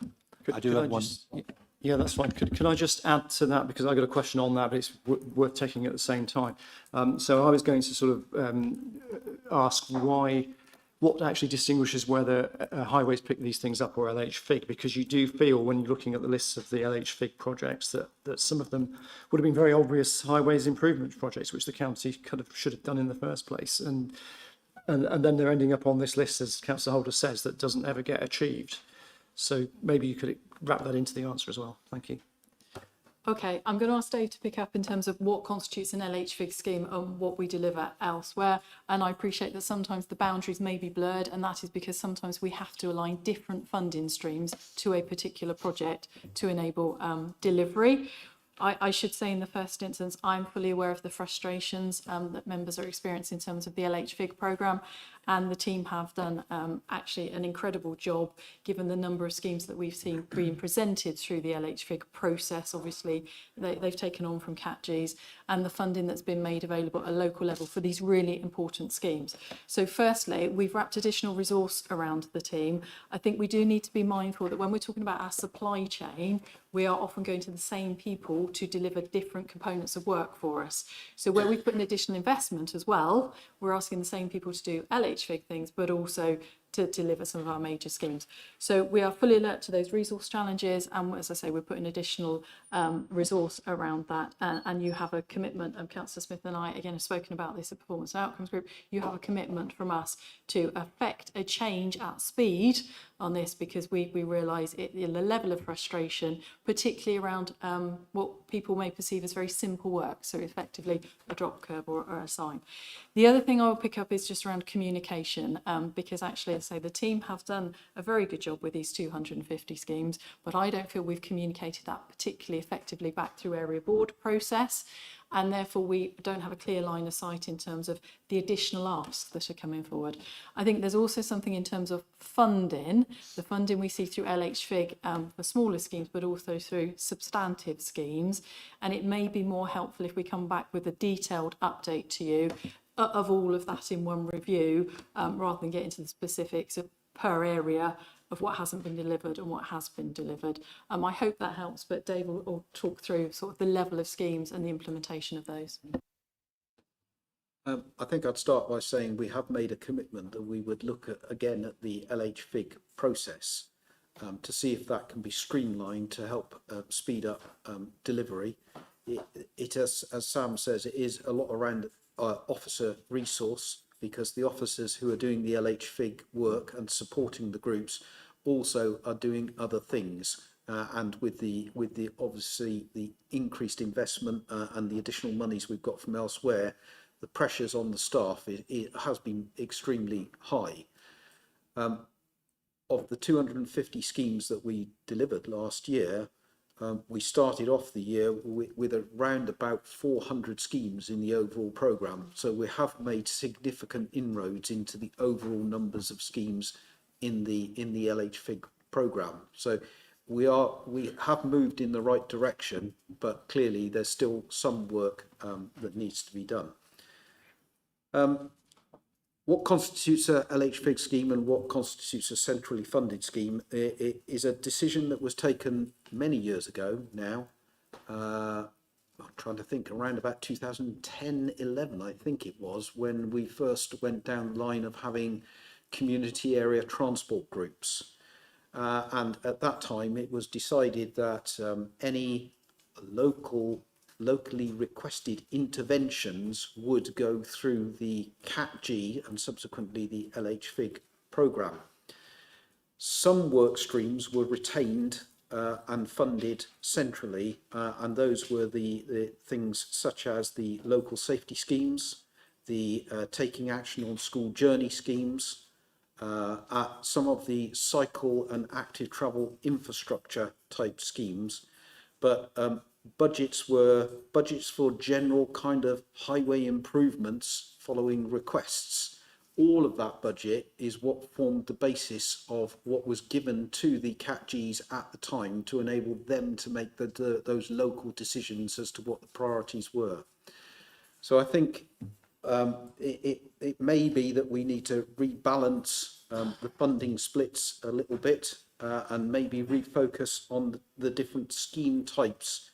I'm particularly keen, one of the successes I think that we have had is in the delivery of the substantive LHFIG schemes. In my opinion, those types of schemes give a much wider community benefit than the kind of smaller individual asks, if you like, and perhaps maybe refocusing LHFIGs around those more substantive schemes is an appropriate way forward. But that's my personal opinion at this moment in time. We've got to have some further discussion internally on that. And as Sam has said, I think if we were to come back to a future meeting of this group to share our thoughts with you. Thank you. Just my final question. I noticed that you've given, or Milestone have been given a pretty good rating in one of the appendices. I will, if I may, share some local frustration, but I'm aware that this is shared elsewhere. Why does it take so long from when we have changed directions at roundabouts on our road network, and we've installed signage saying from an approaching a roundabout, signage which is contrary to the highway code. We've installed signage. The signage has been up, in this instance, for about 10 weeks. When I have spoken to the local highways officer to ask what we are going to do to support the communication of this, I've been told, and I'm not going to say who it was, the quote I was given was, yeah, it's really, really frustrating with Milestone. Whilst they're the same company, we can never get a gang to do the signs and the road markings at the same time. How can that happen if they are delivering an 8 out of 10 service? It's ludicrous. It's the same company. I appreciate you've got problems, there were problems with officers and time. This was from one of your officers, said, yes, it's always the same. We put the sign up, one gang puts the sign up, another gang has to mark the road. The residents of mine are saying, what the heck's going on? There's no notification, a sign's gone up, the road markings are inconsistent with the highway code, what do we do? Given that Milestone are performing so well, surely we can insist that the gang who does the signage can mark the road at the same time, or at least not at the same time, they can come behind and do it, because it's happening all over the county. And frankly, our residents just laugh at us now about that specific issue. I'm sorry to hear that, Councillor Holder. I will take that away and look at with the team. The team do try and coordinate works efficiently and effectively wherever possible, but clearly if there's a gap in that system, that's something we will take away and report back This officer said it was consistent, not a specific issue for this location. He said we cannot get the gangs to do it because Okay. they're different. I can't speak for that specific officer because I obviously wasn't party to that conversation, but that's not our experience in terms of county-wide. But please be assured, we will go away and investigate that and report back. Thank you. Councillor Parks. Thank you, Chair. I have three areas that I'd like to just seek some clarity on, if I may. The first one is about carriageway condition surveys. And we know that the highways are maintained on data and evidence and to a certain extent the risk. And in the past we've had deflector grass for strength and residual life. I don't think that's used anymore. I believe we still have scrim data for the skid resistance on busy high-speed roads. And I think that's carried out by WDM, but that's not the issue. The issue is for the C roads and the unclassified roads. And I'd just like to know what data we collect for those roads, because that drives forward some of the maintenance. And many of these roads are single carriageway. A lot of them you can't even get a tractor flail down. And I'm just wondering where that fits into the bigger picture of data and whether that's a laser scanner. I don't know. I'll pick that up if you like. So we use machine scanning surveys. That's a vehicle fitted with laser technology. It records over 40 condition parameters. It's the same machine that is used on the A, B and C class network. So there is no difference in the data that is collected across each of the different road categories. It's slightly different on the unclassified road network because the size of the machine is such that it can't get down a number of the single track roads. And so we don't collect all the 40 different parameters that we do on the other parts of the network. But it's a similar machine, but it's smaller to fit down those roads. All the data that we collect goes into the a HIAMS system, and within that system there is a part of the software that analyzes all of that data and then scores each length of the road network in 10-meter sections and gives it a scoring in accordance with what we are required to do from Department for Transport. That scoring banding is quite wide, and it results in a status of either red, amber or green. A red status means do something about it now, do some maintenance work now. Amber condition is around something's happening here, you need to investigate further and plan for something in a couple of years' time. And green is it's okay, you don't need to look at it any further. That methodology of red, amber, green is just about to be superseded by a new standard that is coming out from Department for Transport, which will grade the network. Instead of 3 categories, it will move to 5 categories. That will give us a little bit more granularity in terms of the results that we're getting and maybe help us a little bit. We're not entirely sure yet. We're told it's on its way.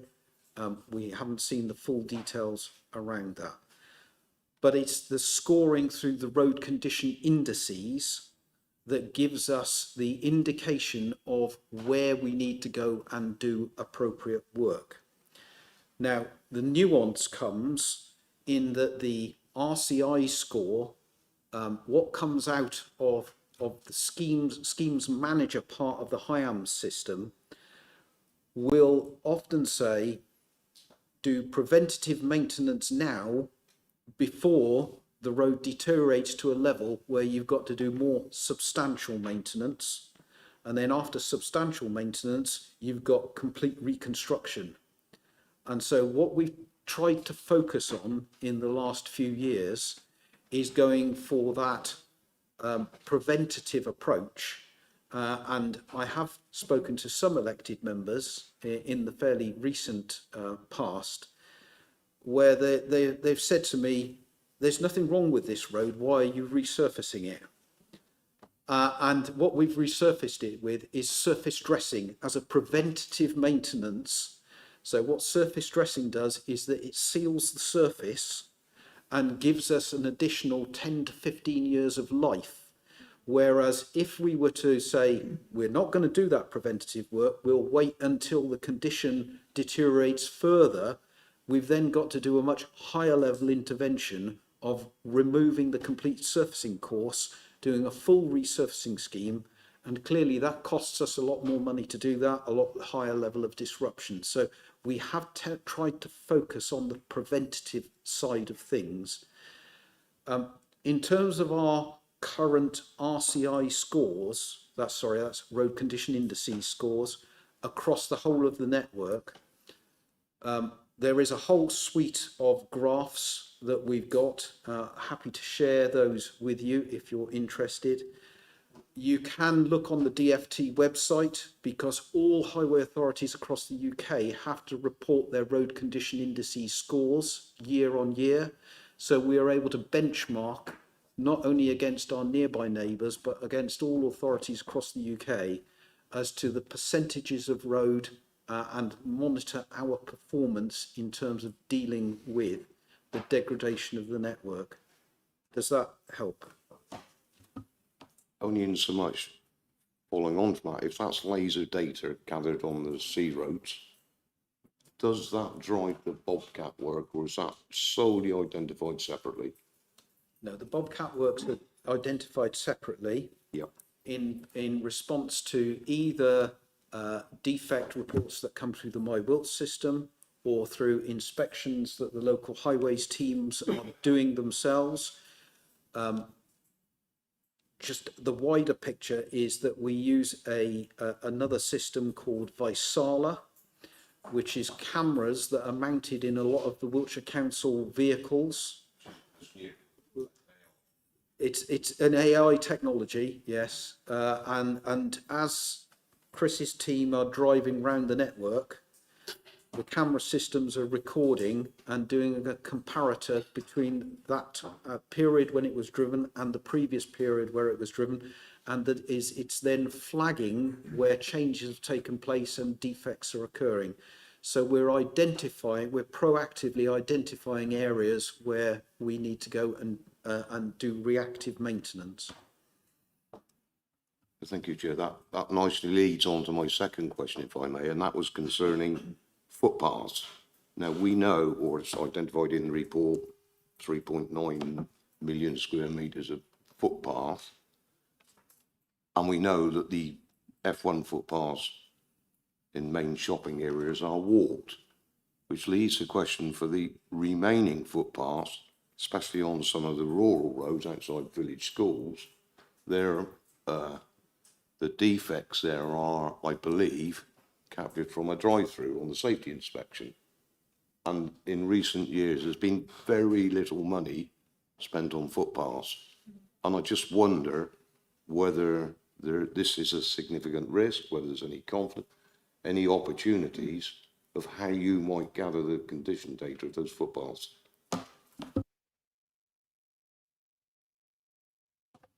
Okay, in relation to the safety inspections that my team undertake, yeah, there is a portion of them that are walked, which you've identified as the F1 footways. There are linked footways where it's away from the carriageway that are walked as well. But the majority of the footways that are adjoining the carriageway are inspected from a vehicle. Now, that is in line with the code of practice, and the majority of other authorities follow that type of inspection process. The sort of difficulty, I would say, is that those inspections are safety inspections. They are not condition inspections. So they will pick up individual point defects, but they're not designed to assess the overall condition of a length of footway. And what we look to do is identify that from information that we're getting from reports via My Wilts, hotspot the information, and also from the local knowledge of the team that are maintaining the area on local highways to pinpoint areas that are a problem. But I would say that over a period of time, we have focused more on carriageways than footways because that is where the main risk is. Thank you for that, Chris. I fully accept what you're saying, but it does cause me some degree of concern on rural footpaths outside primary schools. So I would encourage parish councils, all members, to bring that to the local engineer's attention. If I may just conclude my final question, and that's on road sweeping, and this is a pet subject of mine, in that I still remain unclear whether that's a code of practice for litter and refuse, namely amenity team, or whether that falls to highways, because we see very little sweeping of channeled roads, curved roads, and it's not even mentioned in that report. Yeah, with regards to sweeping, we're undertaking a review of how we're doing that at the moment. Historically, sweeping was undertaken by the Lent district authorities and was done in line with the Code of Practice for Litter and Refuse. I think what you're drilling at, Councillor Parks, is the detritus build-up that you get up against curbs on the sort of high-speed rural network. And what we're currently doing is identifying those lengths and actually going to be putting together a programme of sweeping for those areas because we do note that there can be issues as far as flooding being created and the congestion of the drainage system by the amount of detritus that we can get in those sort of locations. Thank you for that, Chair. That is encouraging because we as an authority trumpet how well we empty the gullies and what improvements we make. But we know, looking either side of the road gullies, there's so much detritus that a sudden flash thunderstorm can fill them up instantly. So that's encouraging news. Thank you. Thank you. Councillor Nuns was next. Thank you, Chair. I just want to go back. Nick actually covered most of what I wanted to ask about additional investment, but there was one point, and that was very simply, how does the additional investment that went into highways compare to what we received from DFT for the same period? That's the first one. I do have some follow-up questions, but separate topic. Okay. It's a very good question, Councillor Munns. I'm trying to rack my brains to get the right numbers for you.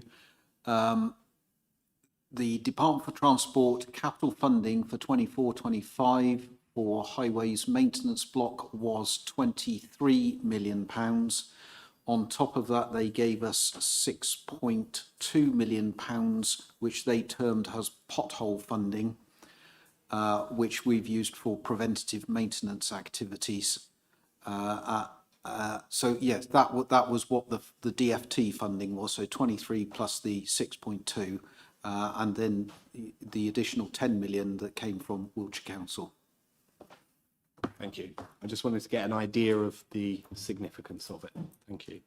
The next 2 points are on preventative maintenance. So Dave, the approach that you've mentioned in terms of the scanning of road surfaces, recording of degradation, that sort of stuff seems really sensible.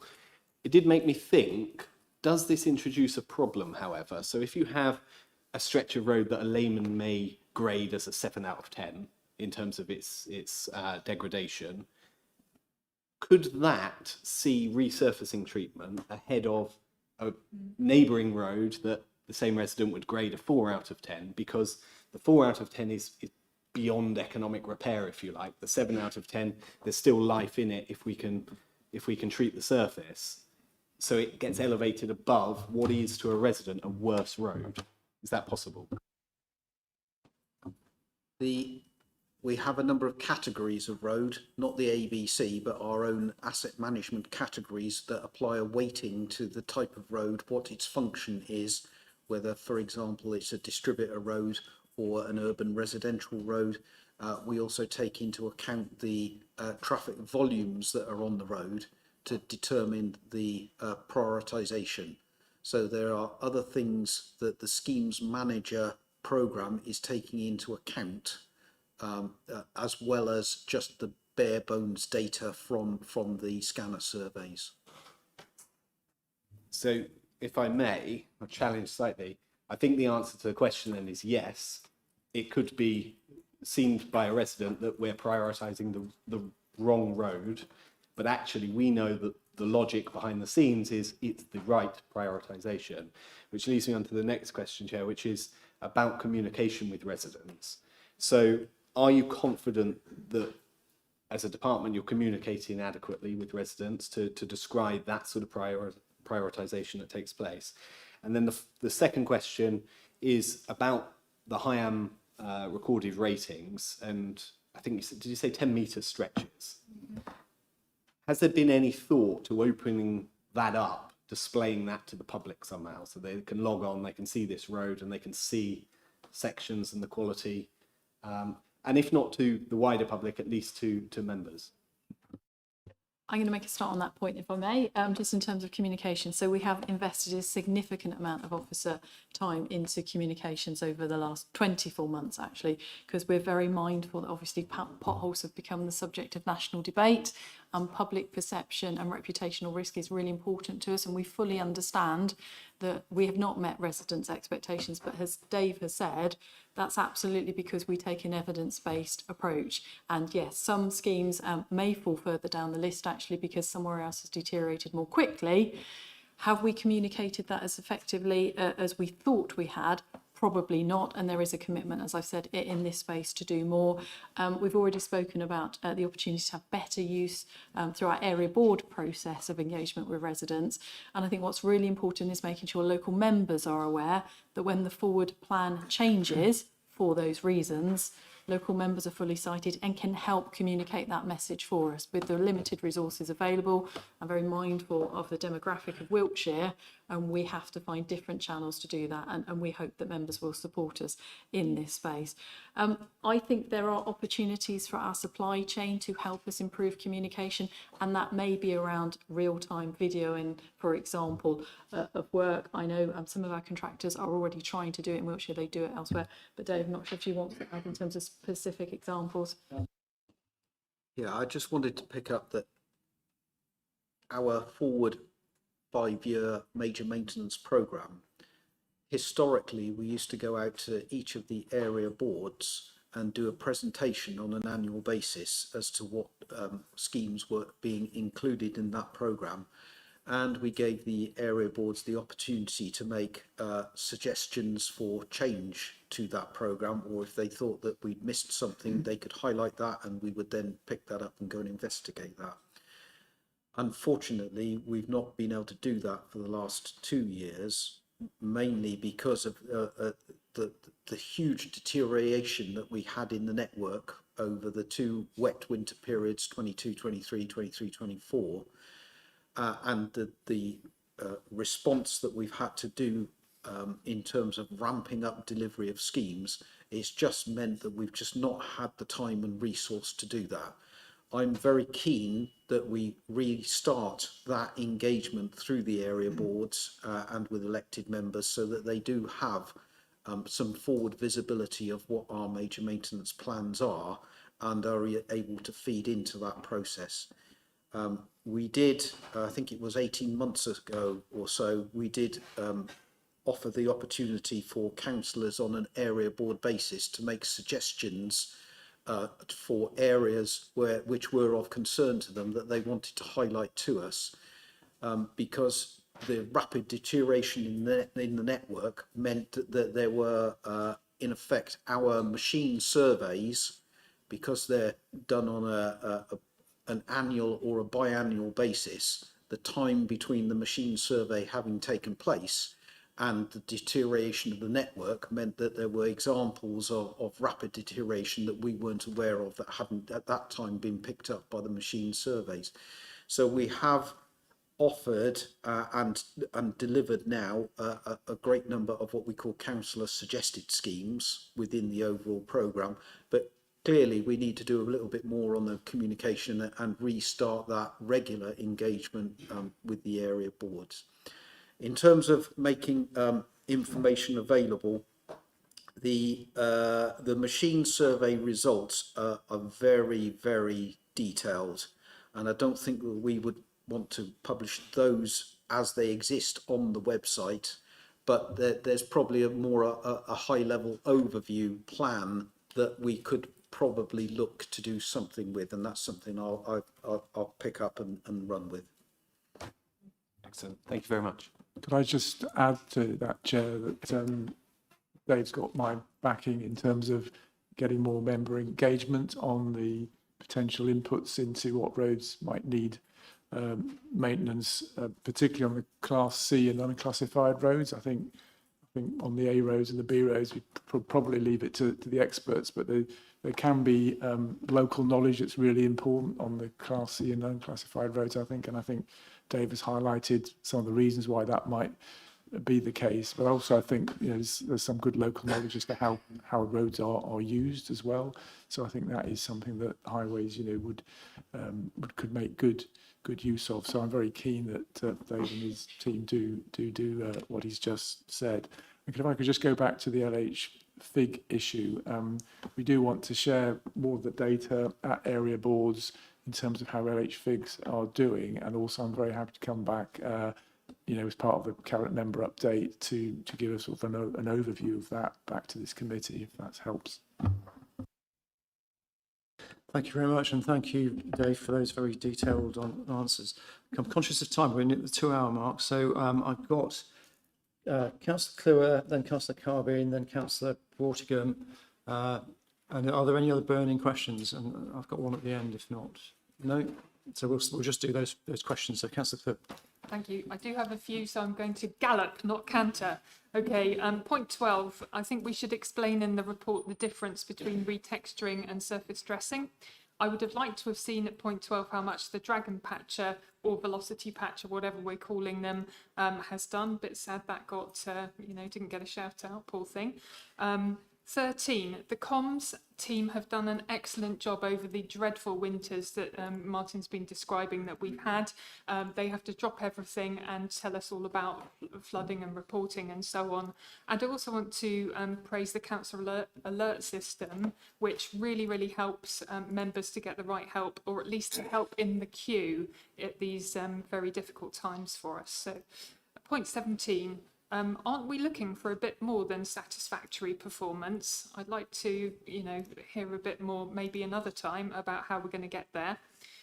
In the contractor section of the report, and I know this drives lots and lots of residents and members nuts, the removal of signs, barriers, sandbags, etc., especially the one in White Parish that says cat's eyes removed, which terrifies me.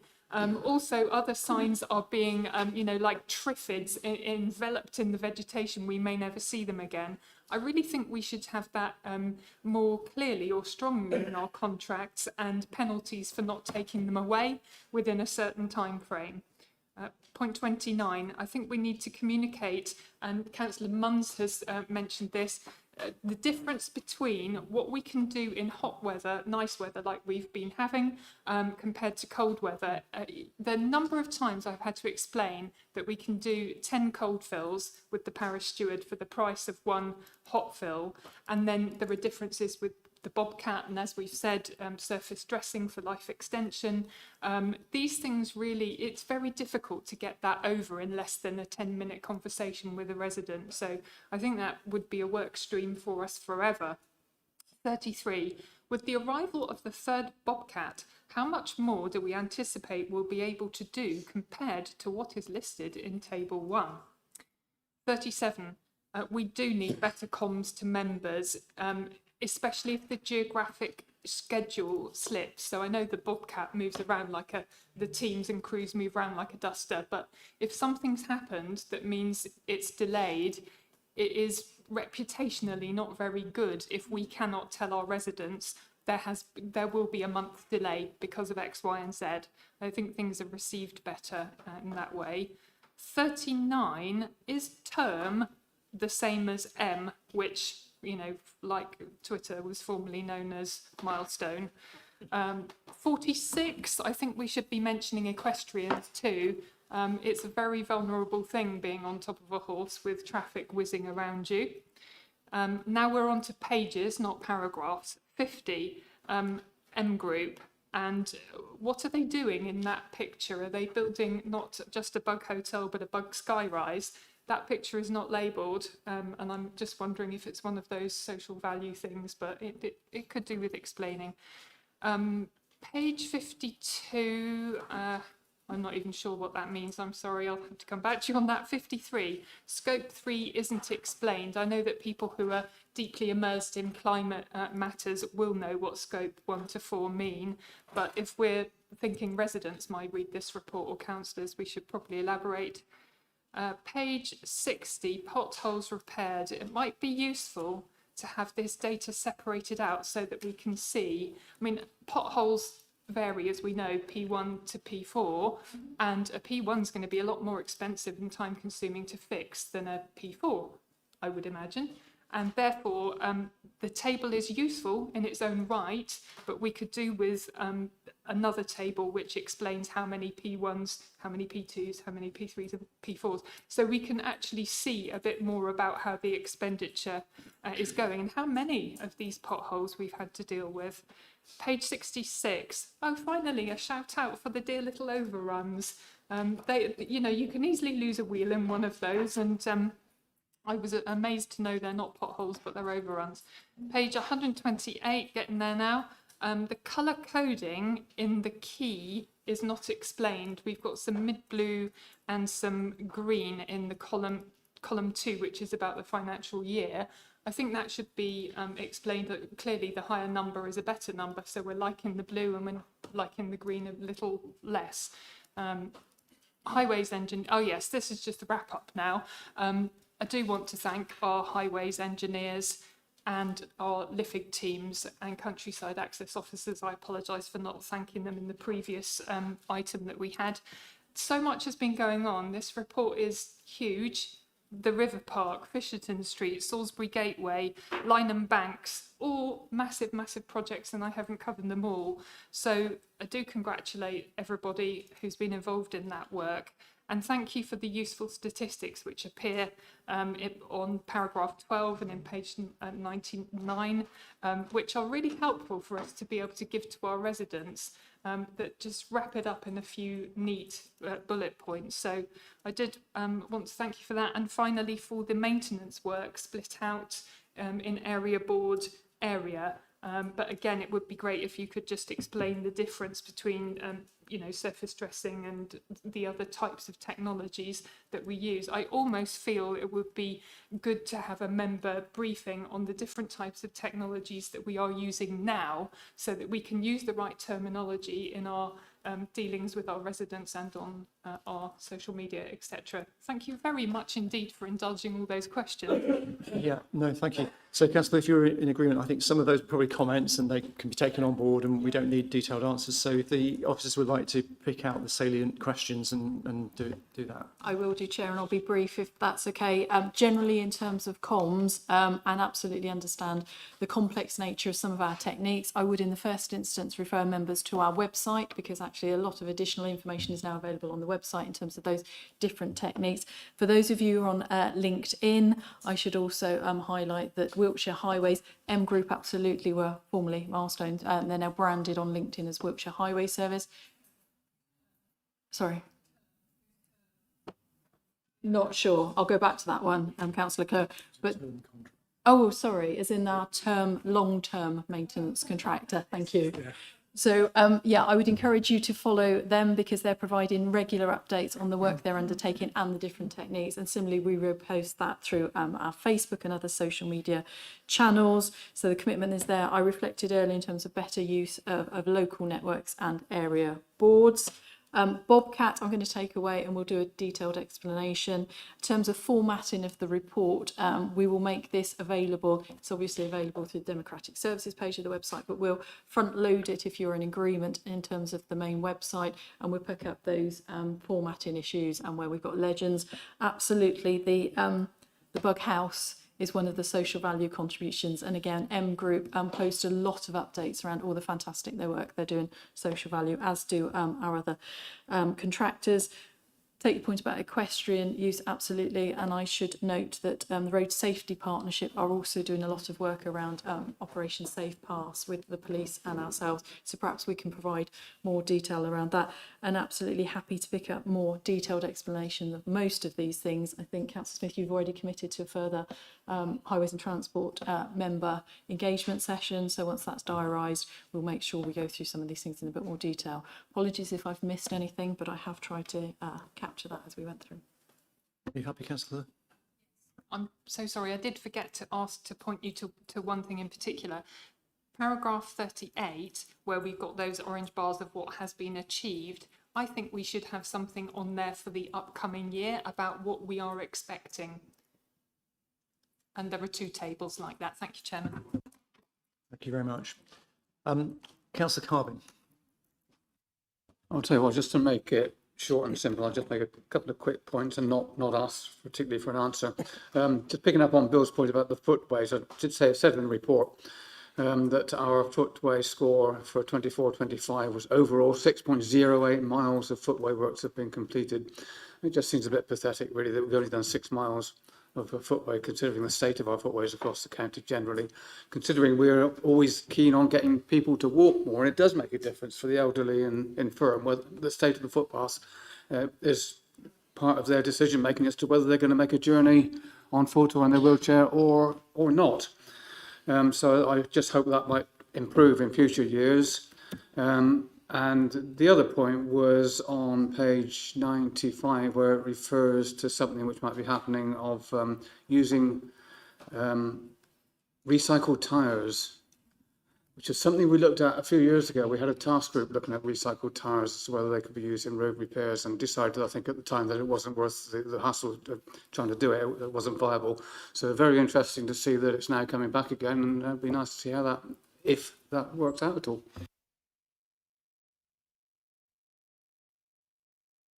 All right, thank you very much. Councillor Bortigan. Yeah, thank you. My first question is almost complete, because this morning I'm looking a bit frazzled. It's because I sat on my first LH Fig group. Genius. So I from here, I'm assuming we are going to go, because there is a definite disconnect, especially when there was the mention of substantive and they all laughed. Good, they said, "Oh no, that never worked. It's gone on for years." So I'm hoping that from this, there's a real commitment. I do think we do need to do some work to look at that, because there's a definite improvement, I'm sure, that can be put together. Just a couple of very, very quick questions then. On the your KPIs, I noticed that it was only 67.2% of the P4s were resolved on time. Obviously, a P4, yes, it's low priority, but as we all know, just like a leaking tap, you know it's leaking, you leave it more than 6 months, and the next minute you're replacing the tap because the seat's gone, this and that. So with these P4s, you know, was there any sort of show that those that weren't completed actually became future P3s and P2s? That was just one other quick point on the gullies as well. 80% sounds pretty good, yeah, but fine. But a flood is the flood. So of those gullies that didn't get done, was there any reports of that we didn't, you know, because we missed them? So is there a priority? Obviously, you must have a priority type of approach, but you know, was there a problem in that? Because you know, I mean, those things do need to be sorted. Thank you. In relation to P4 defects, when they're in the system as a defect, they will stay in the system until they are repaired. So what that reference, as far as 80% is concerned, is, was it repaired on time? Now, P4 is the lowest form of defect as such. So we've got to prioritise on risk. So we look to get P1s, P2s, P3s repaired on time. P4s we try to deal with, but there is a certain degree of more flexibility because they are naturally less severe as a defect. As far as whether they develop into a more severe defect, dependent on what type of defect it is, then there is that possibility, and in which case it would then be treated as a P1 or a P2 or P3. Now, with gully cleansing, what we're looking to do, we've brought in this new software system as far as program is concerned, and what we're looking to do with that is where we have gullies that are not functioning properly, because even when we go out and empty a gully, on occasion, because the carrier drain may be blocked, it means that gully isn't working anyway. So what we'll do is we'll empty it out, and then using our reactive maintenance resource, which we've got 3 Vactor machines that do the high pressure jetting, we will then send that out as a second visit, in fairness, to go and actually get through that system. That generally clears things, but on occasions it may be that there's a collapse and we then have to put it in as a defect for a masonry gang to dig down and undertake a replacement of the pipe. So, well, that sounds like, well, it's 3 visits. It means that the resources that we have available are focused on what they're best at doing, and that is the most efficient way to deal with those things. Trying to tie in flooding against gullies that aren't functioning is a slightly difficult situation because we can't tie that in effectively as it stands at the moment, but we are looking at how we can pick up duplicate defects, and there's a piece of work being done by our IT team on that so that we can tie those things together. Thank you very much. So I've got a couple of questions before we wrap up. One which kind of follows on from the question on gullies, actually. And it's what is our approach, or what's been planned in terms of adapting highways maintenance to a progressively changing climate? So, you know, more extreme heat, subsidence, flooding, gully blocking, the things that are going to occur increasingly. Are we kind of incrementally reacting to it, just and if we are, you know, where are we expecting the budget to come from, or are we actually planning strategically for it? Could you say something on that? Thank you. Yeah, so at a strategic level, it's absolutely a balanced approach in terms of our reactive response, but our preventative agenda. So the work we do, for example, around our operational flood working groups, providing kit effectively for times of emergency. And we are already planning for the winter ahead. We are very alert to the challenges of the last 2 winters.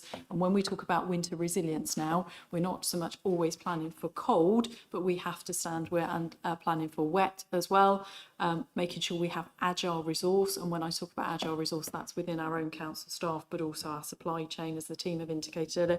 But then absolutely through the summer period, mindful of the challenges which come to the network, and not least because of the geography of the area, the clay and chalk. You know, we've seen cracking and indeed sinkholes appears, unfortunately, only in a couple of parts of the network this year. So yes, a lot of work is going into that. And again, mindful of time, probably don't need to go through that in detail, but it may be something we want to pick up in a future member briefing or provide a further update back to this committee if that would be helpful. Just to clarify though, are you doing a separate plan for highways on it, or does it fit into the overall climate adaptation strategy that's been developed? It absolutely fits into the climate adaptation strategy, but there is a significant component part of that which is around the highways and transport function, if that helps. Thank you very much. And then the final question's a bit more detailed and specific, but so when we get our Zebra Pelican puffing crossings replaced or refurbished, is there an opportunity to add cycle upgrades to them at that time? And I'm asking because in my area we've got an LH Fig, we've got a local neighbourhood plan cycle route map policy, and so on. And we've got quite a lot of cycle routes that just stop at these main roads, and it would help pedestrians and cyclists if these were put in when they were sort of upgraded. Thanks. The quick answer is yes, the opportunity exists. Clearly, we'd be looking at the overall cycle routing around the town. There's no point in putting in upgrades if there's no other surrounding infrastructure to get the individual to that crossing point. But yeah, as and when we do upgrades, we will always look to upgrade the equipment as appropriate. Thank you very much. That's very encouraging. So moving on to our recommendations then, we've got a couple that have been added as coming out of our discussions. Can I lean across and you can still hear me? So first of all, we endorse the Highways annual review of service and confirm that the performance of the Council's highways contractors has been good during the period 24-25.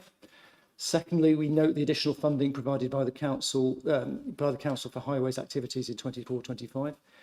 We acknowledge the extensive programme of the road resurfacing and highway maintenance undertaken in that period, and we request a report on the highway service and the performance of highway contractors in another 12 months' time. And then a couple of additional requests which we've talked about.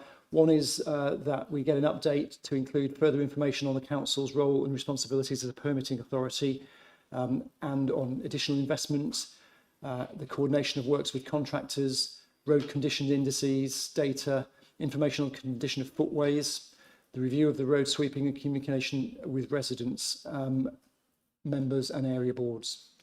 That all made sense. It was a bit of a long sentence, sorry. And then the final one is that we request a separate update based on what Councillor Smith was saying regarding LH Figs at a time to be determined, because I think that's everybody's keen to hear about that. Is that okay with the committee? Everybody in agreement with that? Can I have a show of hands? That's unanimous then. Thank you very much. And thank you very much indeed for your all your hard work and for the reports that you presented today and the questions being answered. Thank you. That takes us on to the next item then, which is updates from task groups and representatives on board programmes. So we're really, this is an update on the new membership of the Climate Emergency Task Group as agreed by the Select Committee on the 10th of June. So the task group membership is now in place following the meeting, following this meeting, and a work plan will be developed with the task group's first meeting likely to be in September. Before we go to the proposals, I'll just read out briefly the people who have shown interest and have been, as it's been agreed, can join the committee, and they are Councillor Matt Bragg, Councillor Phil Chamberlain, Councillor Jackie Lay, Councillor Dominic Munns, myself, Councillor Judy Vine, Councillor Eric Wakeman and Councillor Graham Wright in alphabetical order. So before we go on to agreeing the proposal to go forward with the committee, have I got any questions or anything anybody would like to comment on the task group? Apologies. No? Okay, everybody's happy with that then. The proposal is that we note that the following councillors have been appointed to the Climate Emergency Task Group, with the chair to be elected at the task group's first meeting. And those were the councillors I mentioned: Bragg, Chamberlain, Lay, Munns, Murray, Vine, Wakeman and Wright.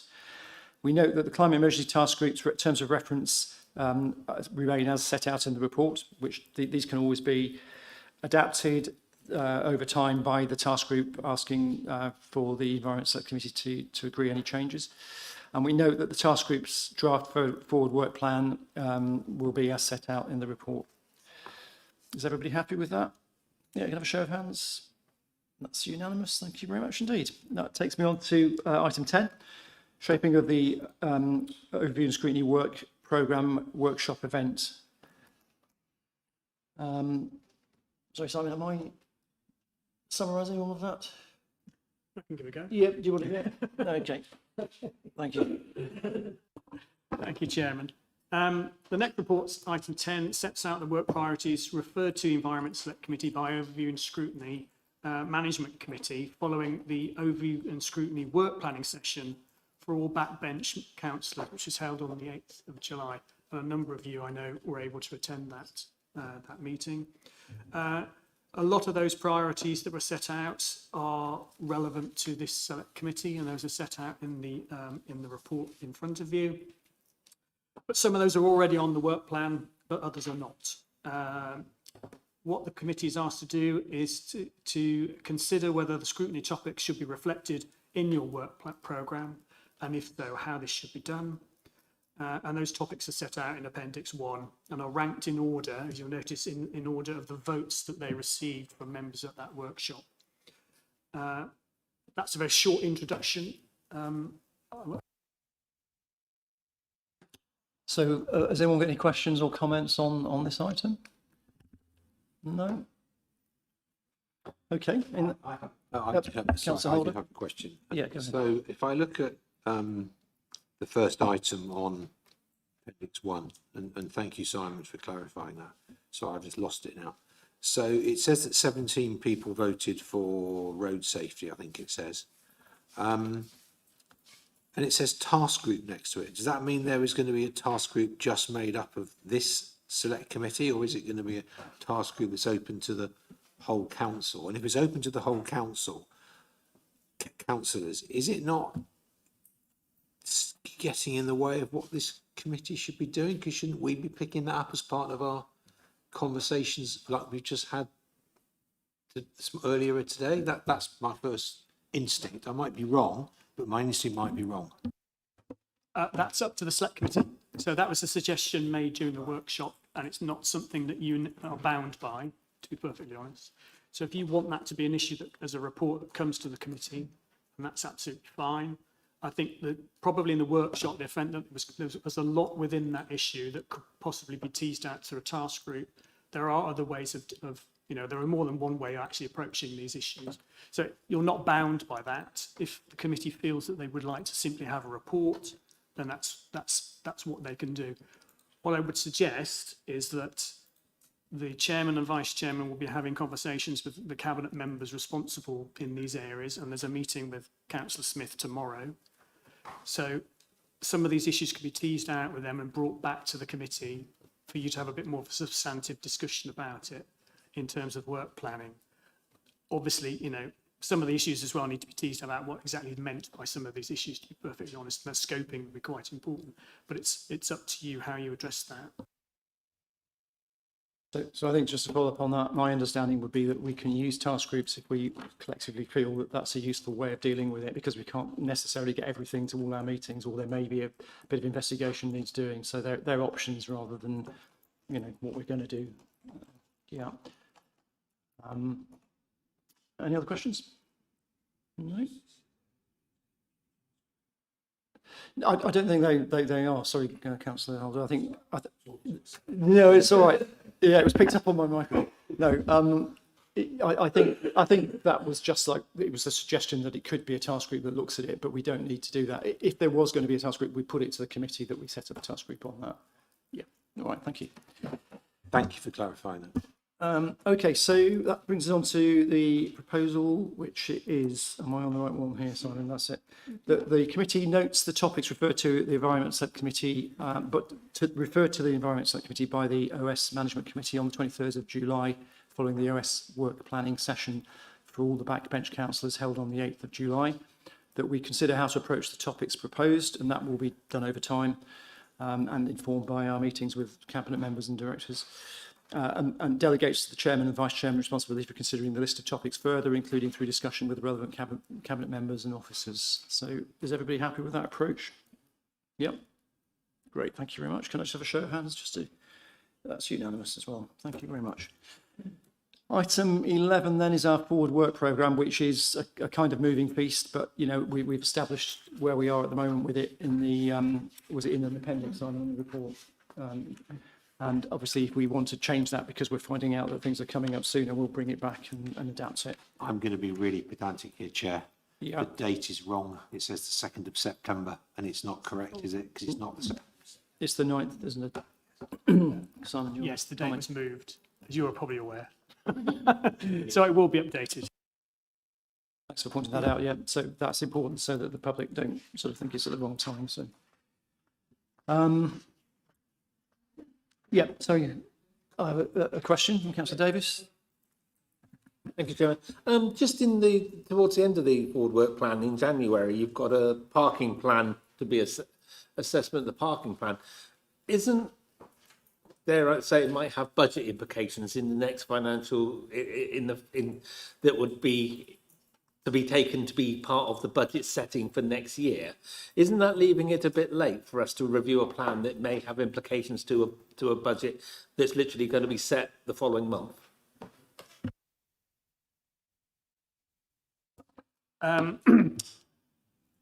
It will have budget implications. I'm fairly sure. I'm not sure of what I've not seen I've obviously not seen the plan, so I don't quite know what it is. But it will have budget implications across a number of years.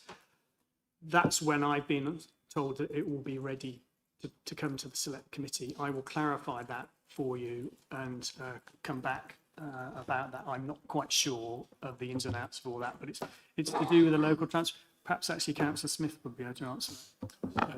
Yes, it will have budget implications. We'll have to get back to you on the timing, but whether we can do that any earlier. But I can't commit to that at this stage. Happy with that reply, Councillor Davis? Yeah. I don't like the sound of having something coming forward that have budget implications literally the month before we're due to set a budget. Sam? So just in terms of those budget allocations, I should just perhaps clarify that obviously Cabinet have recently approved fees and charges for the next term in the MTFS. So this is very much around delivery plan from the local transport plan for. I will take that away with Councillor Smith and look in terms whether we can bring that report forward any earlier. Okay, we'll make a note of that to come back to the committee on that response. If that's okay. Yeah, thank you. Thanks for pointing that out. So the proposal here is that we approve the forward work plan in its current form, subject to being adapted with the agreement of the committee going forward. Is everybody happy with that? Can we have a show of hands? Yeah, that's unanimous as well. That brings us on to item 12. I'm not aware of any urgent items, Simon, unless any cropped up since. No, so I will move to closing the meeting. So thank you very much indeed for all your questions and participation. I think it was a very good session. The item 13, the date of our next meeting is the 9th of September 2025, as we had to be moved because of a strategic planning meeting. So apologies again for moving. I know I don't like moving meetings, but it had to be done on this occasion. Thank you very much, everybody. Have a good evening. Thank you.